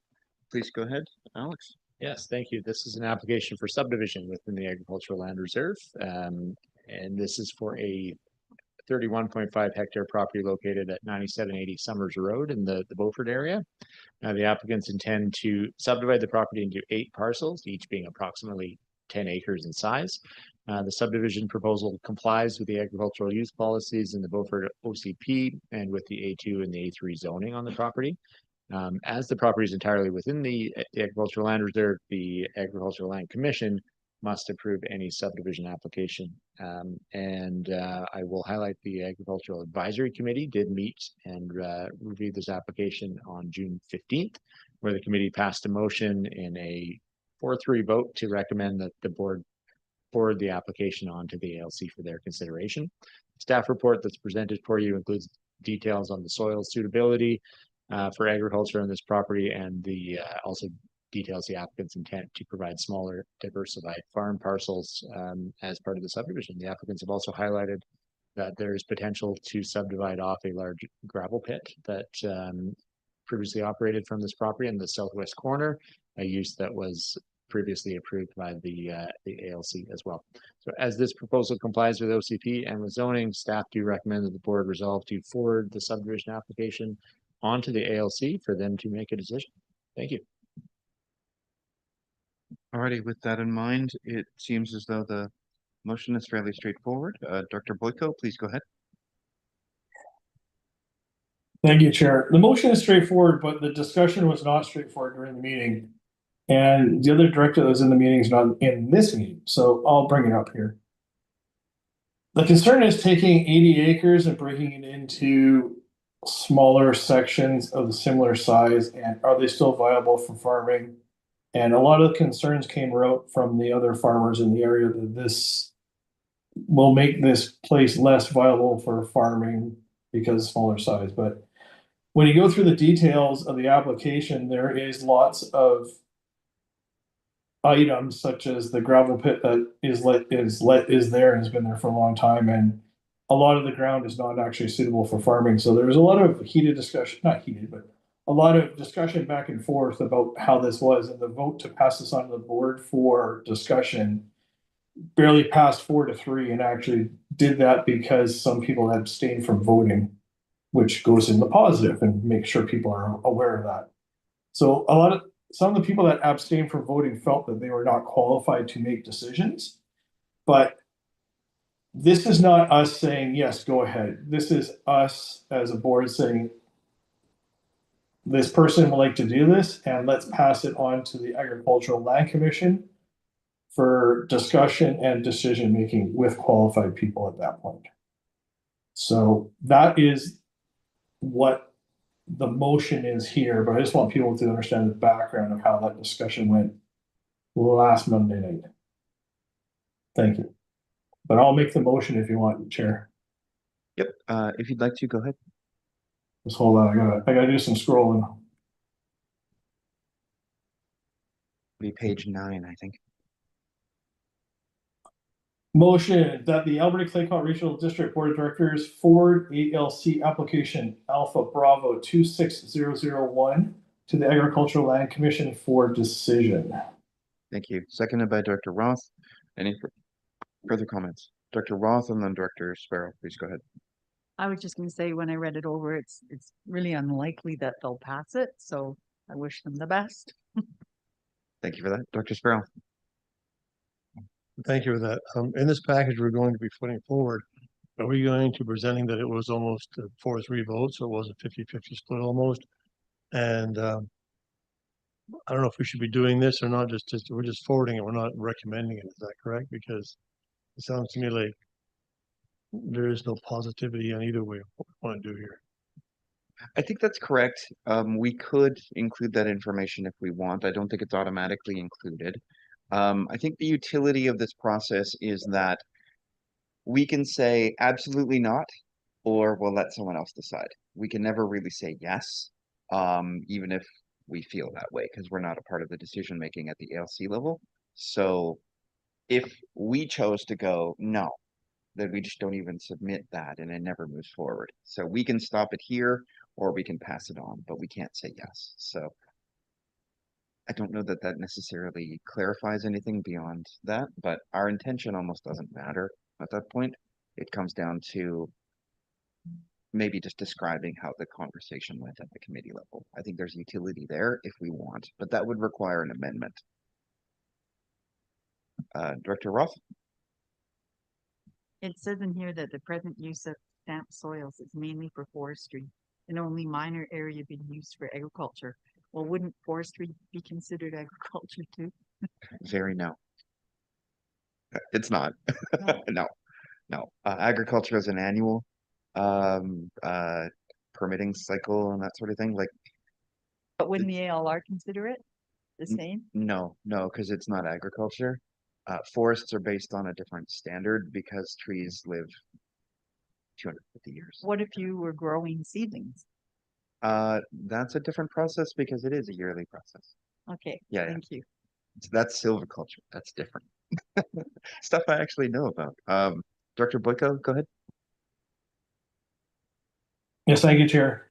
I don't think it's relevant of the voting of a committee to provide information to the board. I just put that out as information to the board members, but pass it on to the ALC is not really relevant to anything. Yeah, I don't think they would care at that point. So with that in mind, I think if we just leave the motion as it is, I think we're okay. Right, any further comments? Seeing none, all those in favor? All opposed? Okay, motion carried. Thank you. Alrighty, so that brings us to reports.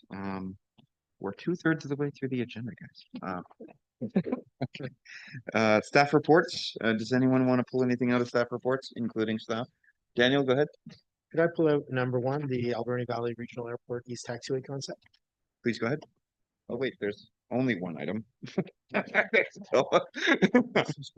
Is there? One. No, there's a motion that it, yeah. Please go ahead. Okay. Yeah, I will just reference that the motion that's there is an optional motion, and I'll explain why it's optional rather than just receiving. But first of all, I just flagging that, yeah, this is a report for information. It does provide an overview of the East Taxiway concept. It also provides an overview of some of the challenges, some of the provincial constraints that we're facing under the existing BC airport policy. And it also flags some of the other opportunities for additional uses that are there. The objective of everything we're doing right now at the airport is to advance the long-term development while remaining or maintaining airport functionality. The Alberni Valley Regional Airport, referred to as AVRA, is a key regional economic asset. It's currently responsible for a few hundred jobs, directly and indirectly, around the airport. It does play a critical role in wildfire response and emergency management. The reason why the report was also put together is that there's a number of limitations that are constraining activity and investment at the site. The East Taxiway concept has been developed in dialogue with a number of different parties, including the Alberni Valley Drag Racers, including our own airport manager and staff, and including discussions with Hoopichesset and Tishat First Nations. The concept includes a taxiway to the east of the existing runway, and it conceptually introduces some aircraft parking areas as well as some emergency staging. Areas that right now we're starting to see as pinch points on the western side of the airport.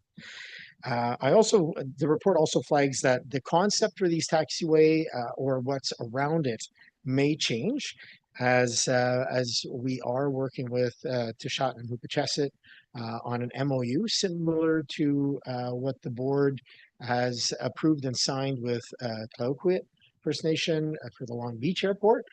And just to refresh memories, after the MOU with Tlaoquit was signed, we then subsequently applied to do a full airport land use plan with the nation and the general public, starting with the nation. And our intention here would be that if we can achieve MOUs with Tishat and Hoopichesset, that we would do a similar process, albeit different based on the needs of both the nations and the vision. But we would certainly have the intention of bringing back a land use plan with the overall desire to create some long-term certainty, visioning, and making the airport a little more plug and play investment ready. The provincial policy is a challenge. It's a challenge in that it restricts a lot of the potential at the airport. The report provides some key examples of that, but the policy itself was amended in 2019. It was amended without consultation with our airport or other airports. And what the primary shift that it did is it went from an interpretation of so long as the activity doesn't prevent you from actively running an airport, then it is deemed to be airport compliant. That's what it used to be. So there was a lot more elbow space in terms of the type of investment that could occur. And as of 2019 to now, what it did is create a list. And in essence, if the activity you're proposing is not on a list, then it's deemed to be non-airport compliant. The problem that creates is that there are some existing uses, and a courier is a great example. So FedEx, UPS, all of these courier companies are well known to use airports. It is not on the list. And so it's actually not deemed to be an airport compliant use. I speak with a live example because when I was working in Qualicum Beach in 2019, we had secured interest and a tentative agreement with a courier company at the airport in Qualicum Beach, and the province did halt that activity. And in essence, after an 18-month variance process that failed, we could not proceed. There are other important elements that I need to flag, is that if you're a business investing at the airport, you might start off with fully 100% airport compliant uses, but there may be opportunities to span that towards other uses, whether it be automotive or marine. If you were to have any spin-offs along those lines, you would now put your business into non-compliance with the airport, and that could trigger the reverter. These are not my interpretations. These are interpretations that was provided to me by the province as we met to work through some of these areas. The problem with that is that very few companies can actually fully function in solely aviation area. And what it does is limit the business's ability to move up and down the value chain of their industry. Furthermore, it creates uncertainty where, if triggered, you stand to lose everything as a business. So it doesn't create a very business-friendly environment for investment. And finally, when we create our revised leases, our legal advice is to make sure that we are reflecting the possibility of the reverter in the clause. And as we do that, it creates a disincentive for renewing or signing new leases with different organizations. Needless to say, it is something that we do want to address, and we are in the process of trying to address with the province. Two different approaches with that. One approach is to have the ADM, the Assistant District or the Assistant Deputy Minister, sign off a policy change that would loosen the interpretation, or at least create a very structured and clear variance process. That would allow us to create certainty in at least process or in practice. The other is to adjust our Crown grant.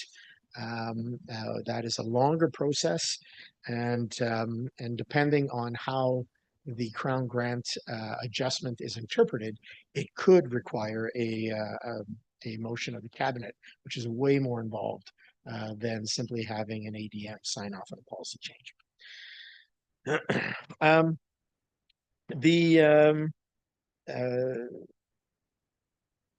Just want to make sure I'm touching all the key points for you. With regards to the reverter clause in the Crown grant and the airport policy, it also creates restrictions for things like special events. No surprise when we were talking with the drag racers, there is an opportunity, if there was an East Taxiway, to have drag races at that location. It is not on the runway. It would not impede in any way the existing airport operations. And because of the way the airport is currently fenced, our insurance provider also confirmed that they would not see any any problems to having drag racing on a separate east taxiway outside of the airside area. So we see it as an opportunity to bring back something that was formerly at the airport lands, and that could be brought back, albeit not on the runway. The end goal at the end of the day is to make sure that we have an economically viable airport. Currently, the taxpayer carries a bill of in the neighborhood of $600,000 to $700,000 a year, the more we can lease and expand land at the airport, the greater the reduction on the tax burden, and that is really what we want to make sure we're doing. So the intent of this is really to make sure that the board remains aware of the work that we are doing at the airport, of the key factors that we are aiming to address. And the reason why we put in an optional resolution to acknowledge the key areas in the report is, as we continue discussions with the province often says, well, is this really the position of the ACRD? Having a resolution that just says, hey, we received this report, the province would be able to see the report, and overtly acknowledging some of the key areas that we're looking to address just helps us provide that clarity as we at a staff level have these meetings. If there's optional, at the end of the day, if the board receives the package, that's a-okay, but being a little more specific is even better. If there's any questions, I'll take them. Thank you. Any comments or questions? Director Haggard, please go ahead. Thank you, Mr. Chair. I think not only looking at the ACRD side, but if you look at the business side, if you're a business owner and you start a small business at the airport complying, as you alluded to earlier, and you have an opportunity to expand and you want to be profitable, that's why you're in business, to want to make some money, then all of a sudden you restrict yourself because you can't pivot and go in a different direction, even if it's only partly part of your business. So it's very restrictive. And if I was a small business owner, I would certainly think twice about locating at the airport. So we need to have those opportunities in order to attract business. So I think there's some comments, and then I can make the motion at a later time if you like. Thank you. We'll come back to you. Director Boyko and then Director Mastrangelo. Thank you, Chair. Anything we can do to reduce the tax burden on this facility is huge. This is one of the largest expenses in Beaufort, and we can't do anything at the airport. Unless you work there, you can't fly out, you can't do anything, you can't even get through the gate. But we have to make sure the current playing field is the same for everybody. Like, one of the things you can't do is store art. Like, when I had a staff tour with a couple of the staff back in November, we looked at the east side and they said, why don't we just have it for RV parking and storage, things like that? And they said, no, you're not allowed to do this, not approved use. But when you drive out there, people on the other side are storing RVs on their property and having them all tarped up, and there's nobody living in them. So we need to make sure that we're doing the same thing with the current rules that everybody's out there. But having this expansion, having lease lots available, resolving whatever wildlife concerns with the painted turtles and all the little swamps and things like that. I mean, we can do wildlife relocation. There's ways to make this work. But in how long have we been paying for the expansion right now? 8 or 9 years? When you look at the financial statement, we paid off $1 million of that, and we still have $5 million left to 2047. Like, these are huge numbers that the taxpayer is paying for with interest. But here's my question, something you just said, Daniel. So this is owned by the Crown and the people and the ACRD, right? Why would we consult with the First Nations first instead of the people that own it and are paying for it, and consult with the people first and then talk to the First Nations second? Like, to me, that's backwards. Thank you.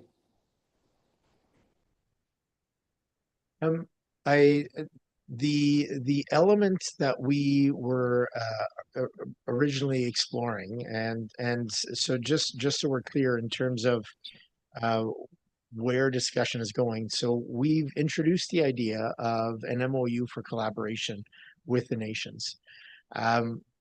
We wanted to do that for a number of reasons. One, our past experience has shown that we are better together. The collaboration that we can do by working together opens up way more opportunities for everyone in the valley rather than keeping status quo. So that is the prime motivator. Now, opening up those doors, we started with the nations because we didn't want to publicly come out and say, hey, let's try something, if the nations themselves were saying, no, we're absolutely not interested. So early discussions, and they are informal discussions, just to make sure that taking that approach would be well received. Verbally so far, what we've been told is they are interested in having the discussions. So now the subsequent step is doing what we're doing right now, making sure that the public is aware of everything that we are doing, and because we're about to take on that larger process of discussion. So it's not meant to be offensive in any way, but respectfully, what we wanted to make sure is that those governments that we want to work with were actually open to that concept before we went public. There is that original reasoning. The other that I want to flag is that it is very hard for us to acknowledge that a policy that drastically limits our ability to make use of something that was provided to us by the province to be an economic driver. When that element is cut short or altered drastically without consultation, and we flag that, it is extremely challenging for us to go to the province and say, hey, you did this without consultation, and conveniently ignore that the entirety of the airport was established without consultation. And so back to the value of we are better together. If we are going to tidy up and create good, certain long-term value at this location, it is important that all those who have a right to be consulted be included. And that would include the First Nations. And as we go through the process, that will include the general public. So all we've done so far is set the table. And what we're doing right now is informing the public through this report that the table is set. Now, we're always open to criticism along those lines, but I do feel that our approach thus far has been prudent. I got a follow-up, Chair? Go ahead, one follow-up. My follow-up is going to be controversial, but by having non-public meetings with the First Nations about anything that's happening, have we moved into a co-governance model in the ACRD with unelected First Nation leaders that the majority of the people have not elected, by getting their opinion and stopping things if they're not happy before it goes to the general public? Yeah, I think I understand where you're coming from, though, but I would state that the First Nations involved in these discussions are elected. They're just elected by their communities in the same way that Port Alberni or the District of Ucluelet or the District of But they're not are elected. They're not elected by anybody that's sitting and electing the people in this board right now. Yeah, and that's my point, though, is that's the point should be is that those communities should likely be at this table as voting members so that circle gets completed. And then we don't need to have a separate thing with a First Nation and bring everybody together and we discuss it all openly in public. Yes, but until I agree with that moving forward. It's just that we're having this conversations privately, non-publicly, with certain people before talking to everybody. That's what I have a concern with. Thank you very much. Okay, thank you. That brings us to Director Mastrangelo, then Dr. Roth, then I assume Dr. Minions, because she turned her camera on. So please go ahead. Thank you. Yeah, well, the first question was, this is for drag racing only, or is there a possibility that this further explores something more familiar of a speedway, or is that the original intention? Thank you, Director Mastrangelo. This is certainly not all about just drag racing. So This is about opening up the viability for investment at the airport in general. The drag racing is an example of a special event. It is not central to the running of the airport itself, right? So it's just to say it is an example of a special event. The discussion that we had with the province in talking about special events examined a full realm of different opportunities. So there used to be a forestry building there. And when the forestry building was there, I am told that it wasn't uncommon to have students from local schools go to learn about a variety of different things at the site, not the least of which was forestry activities, but also there are some endangered species there. And so looking at the turtles and red-legged frogs, etc., wasn't an uncommon practice. We were instructed by the province that even that as a quote-unquote special event could trigger a reverter. So the problem that we have is that the list is so restrictive that for me, it feels unreasonable. And if a school bus of children going to an area on the airport lands outside of the airside fenced area, so they're not on the airport itself, triggers a reverter, we have a much bigger problem in terms of our ability to attract investment. Now, drag racing is an example of a special event that is near and dear to the Valley's heart and is worthy of discussion and exploration and work. But there are a number of different special events and community value activities that could be taking place there that in theory could not, because they are not permitted under the airport policy. Does that help, Dr. Yeah, thank Mastroianni? you. On a comment, no, I'm a supporter of these types of opportunities. Campbell River's, really well known for it. It brings a lot of tourism, and I think the only other one on the island is Cowichan Valley, and I see Port Alberni as one of those places that could explore that in a respectful approach. And yeah, having this conversation, just a comment on the Indigenous and First Nations outreach and communication for those nations directly in the valley that are not at this table. I hear that, and I think that is an important part, and I've seen this board working at multiple different approaches of including those nations that are not at this table. So just want to put that out there. Thank you. Thank you for that. I have Dr. Roth and Dr. Haggard. Thank you. First of all, I want to say that the airport runway expansion is the only long-term debt that we have in Beaver Creek, and there's not much benefit for the people of Beaver Creek. I wonder how would that long-term debt impact an MOU with Tishat or First Nations, maybe both First Nations that are non-treaty in this area.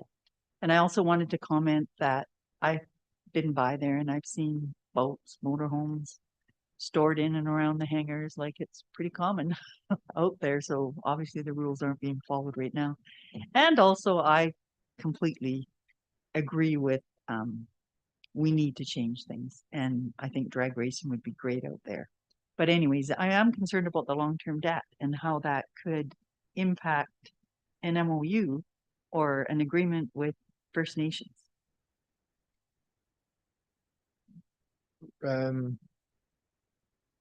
The existing long-term debt isn't necessarily positively or negatively impacted by an MOU. So an MOU is a desire to work together to create a structure moving into the future. Where the greatest potential impact of an MOU and any subsequent collaboration, the greatest positive impact is the ability to invest in the airport differently. Our ability to go get grants all the way through to our ability to build better business cases, to bring in some of the basics, right? So when we talk about an airport subdivision plan, for example, We don't have one. They're expensive to do. It would be nice to have one. Having a subdivision plan would allow us to take a look at lots, lot placement, would allow us to go and seek grants from other levels of government to bring things like power and water to the site, to make it more of a plug and play style investment. Changing the airport policy to allow more flexibility also allows us to attract more businesses and to have those businesses have certainty around their ability to invest up and down the value chain.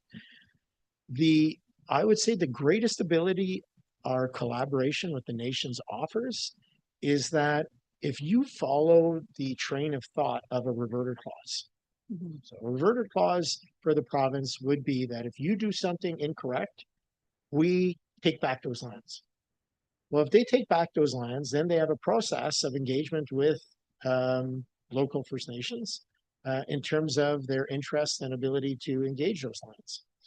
If we are already partnered with and structured in our ability to work with the nations, it provides certainty for those that are already there and any new businesses, because if there was a reverter, and it did revert back to the province and then enter discussions with the nations. If the nations are already part of that vision and already part of that structure, then the whole reverter is a moot point.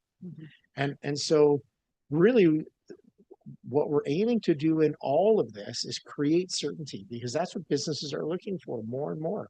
Give me some certainty. What am I allowed doing, not allowed doing? What is the worst case scenario? Who's supporting me? Who's actually making decisions, right?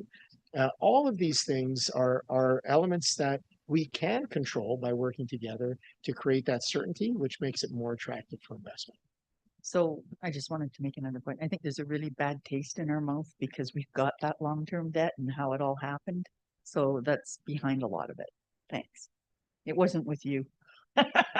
And it also has nothing to do with the shot in Hoopachesnee. No, I know. So let's just be clear, completely. right? Like, No, no. It was from how the whole process went down. And I think they used the alternate approval process during the summer when people weren't around, but it was a few years ago.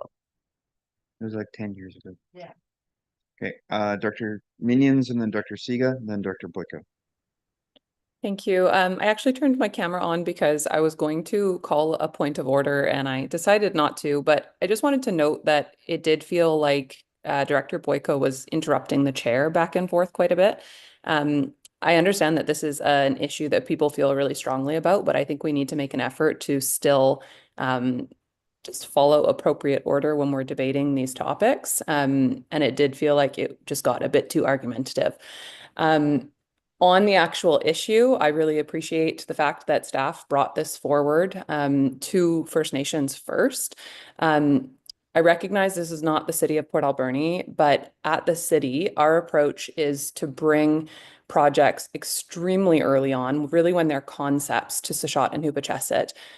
We get their input at that stage and we work with them along the way. It's not formal engagement, it's not, formal consultation, but it's really like an open door policy and a no surprises policy of how we work with local First Nations to make sure that we really have buy-in along the way. It doesn't mean we're putting their input above the input of the public, but we're building it into our process from a very early point. And I just wanted to say that I appreciate that staff took that approach with Sachot and Hoopachesset here. I think that's how you build trust long-term, and I don't think that it, negates or overrides input from the public, but in my opinion, like that's the correct way to move forward on as many items as we can, as in just the realm that we're all living in. And lastly, I have full support for kind of the exploration that's being done. I think that the airport is a very sensitive subject, always has been. But one thing we can all probably agree on is that we need to see some changes out there. It is a financial drain, recognizing it also contributes positively to our local economy, and that's really important. It's a tax drain that nobody really wants. If there's a new way to do things out there that can start to shift that long term and bring a different level of viability, then I think that would be a benefit for the whole Alberni Valley. Thank you. Thank you for that. Dr. Siga and then Dr. Boyko. Thank you very much. Yeah, I may be incorrect in understanding whether the Port Alberni Airport has a similar history to the West Coast. I know on the West Coast, the airport was federal imposition on Tloquet land. And then when the federal government decides to divest themselves of the airport, it foists it onto local government, which does not have the tax base to sustain it. And then it becomes almost an impossible situation where you're trying to work with other communities, the Tloquet and ACRD, coming to an understanding of how best to use this, what has been essentially foisted on us, as a resource. And I think it's really important that all of the impacted parties locally come together and state very clearly to the provincial government, which is now imposing restrictions on an already difficult historical situation. I think it's really important to bring that awareness to the province that it's not only putting local taxpayers in a very bad position, it's putting relationships between local governments in a position of becoming unhealthy. And I just really think that we need to negotiate with all the parties that are impacted by the decisions around this airport, including Port Alberni, ACRD, the First Nations, and decide what we expect of this land and how, and invite the province to tell us how they can support us. Thanks. Thank you, Daniel.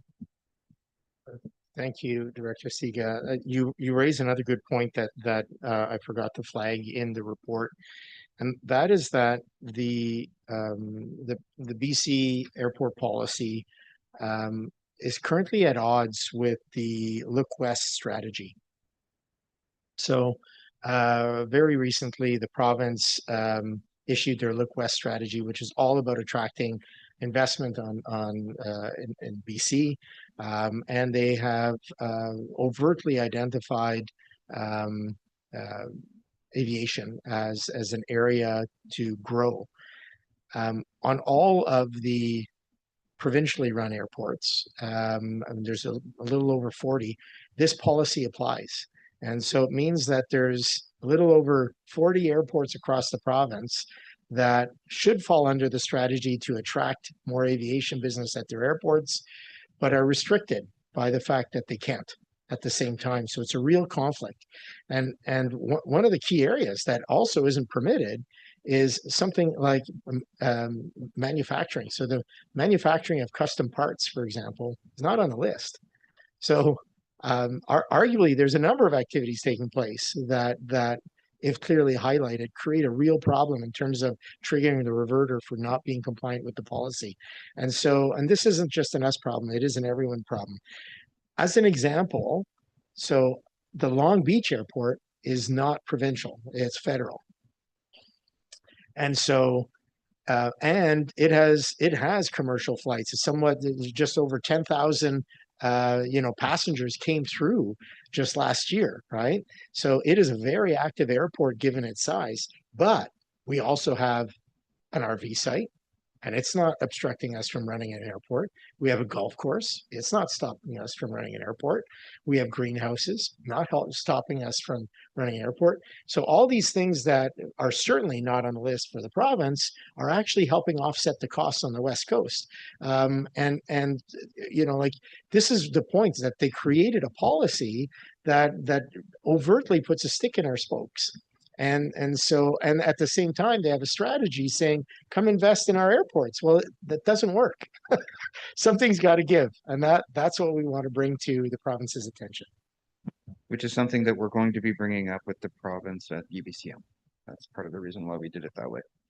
Okay, thank you. Do you have any follow-up, Dr. Siga? No, I just really hope that all of the governments can come together and put forward a strong argument to the province because their policies are not working for us.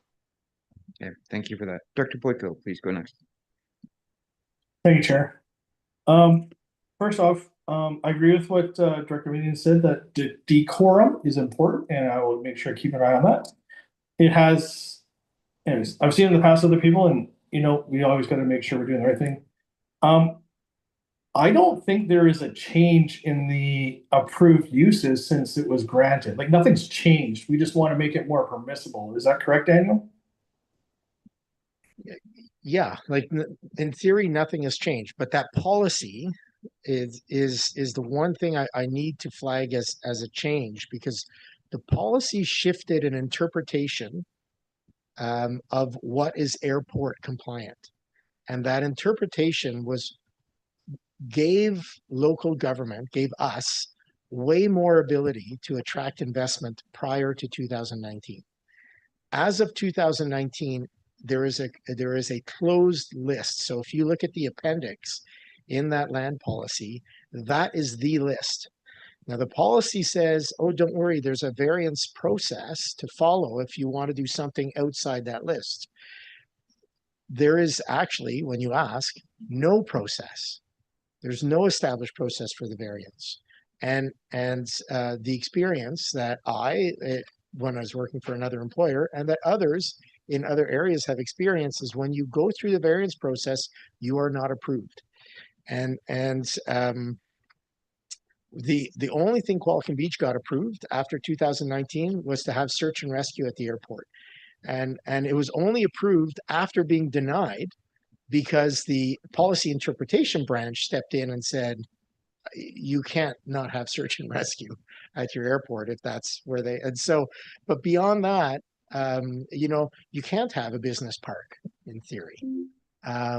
You can't have RV, you can't have manufacturing of parts, it's not on the list. You can't have skydiving, it's not on the list. You can't have, a whole plethora courier companies. You can't have, they are not on the list. And the fact that we have to ask the province is a real deterrent, because they're not quick at answering those questions.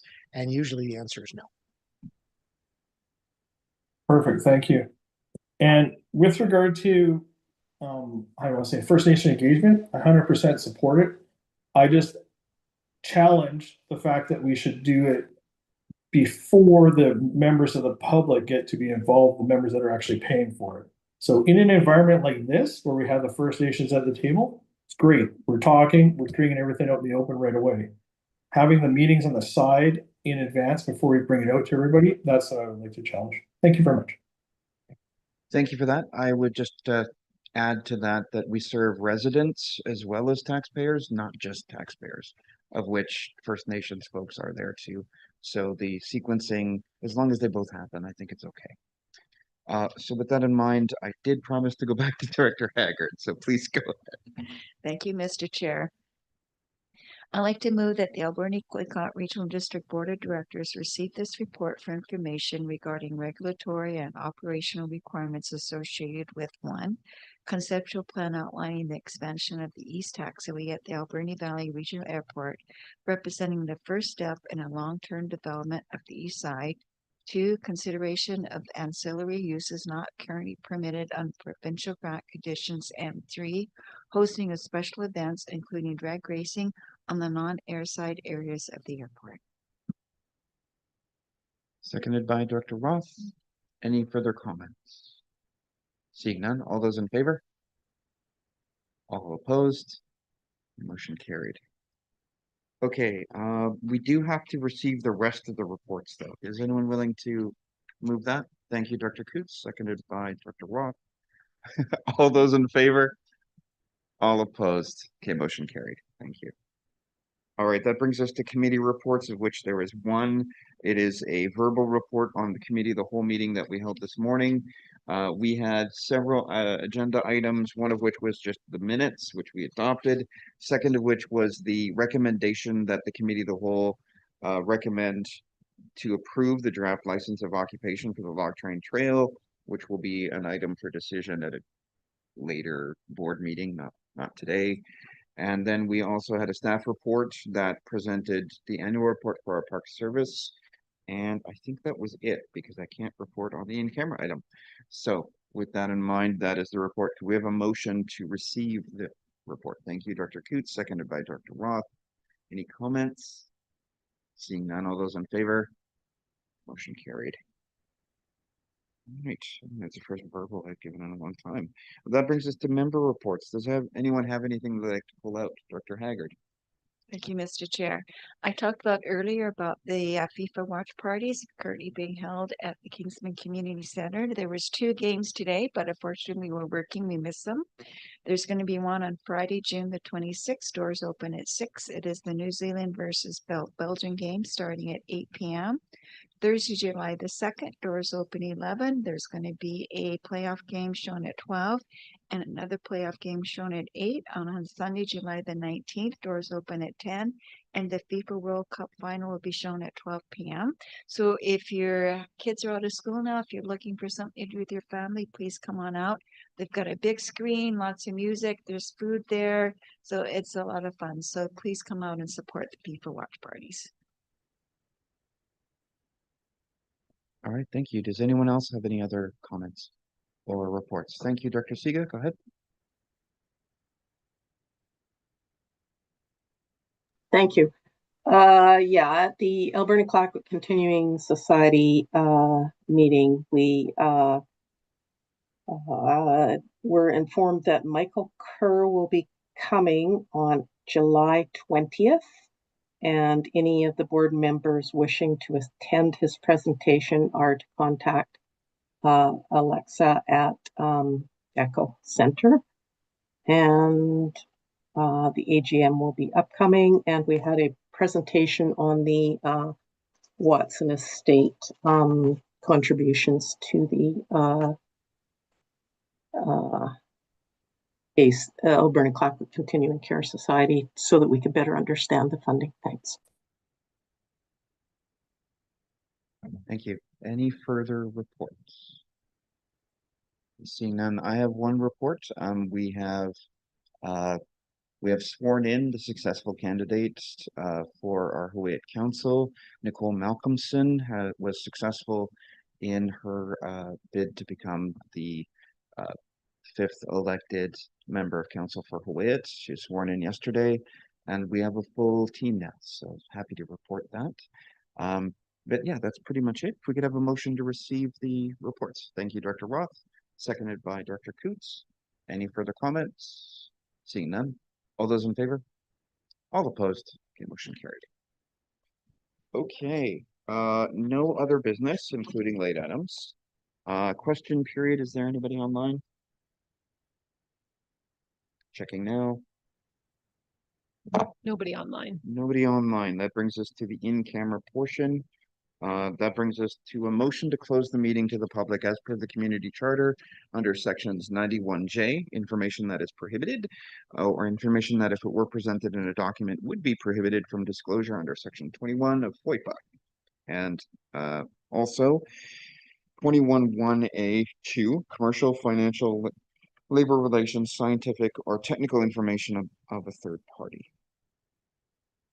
And that is it. Moved by myself, seconded by Director Coots. Any further comments? Seeing none. All those in favor? All opposed? Motion carried. Okay, that brings us to the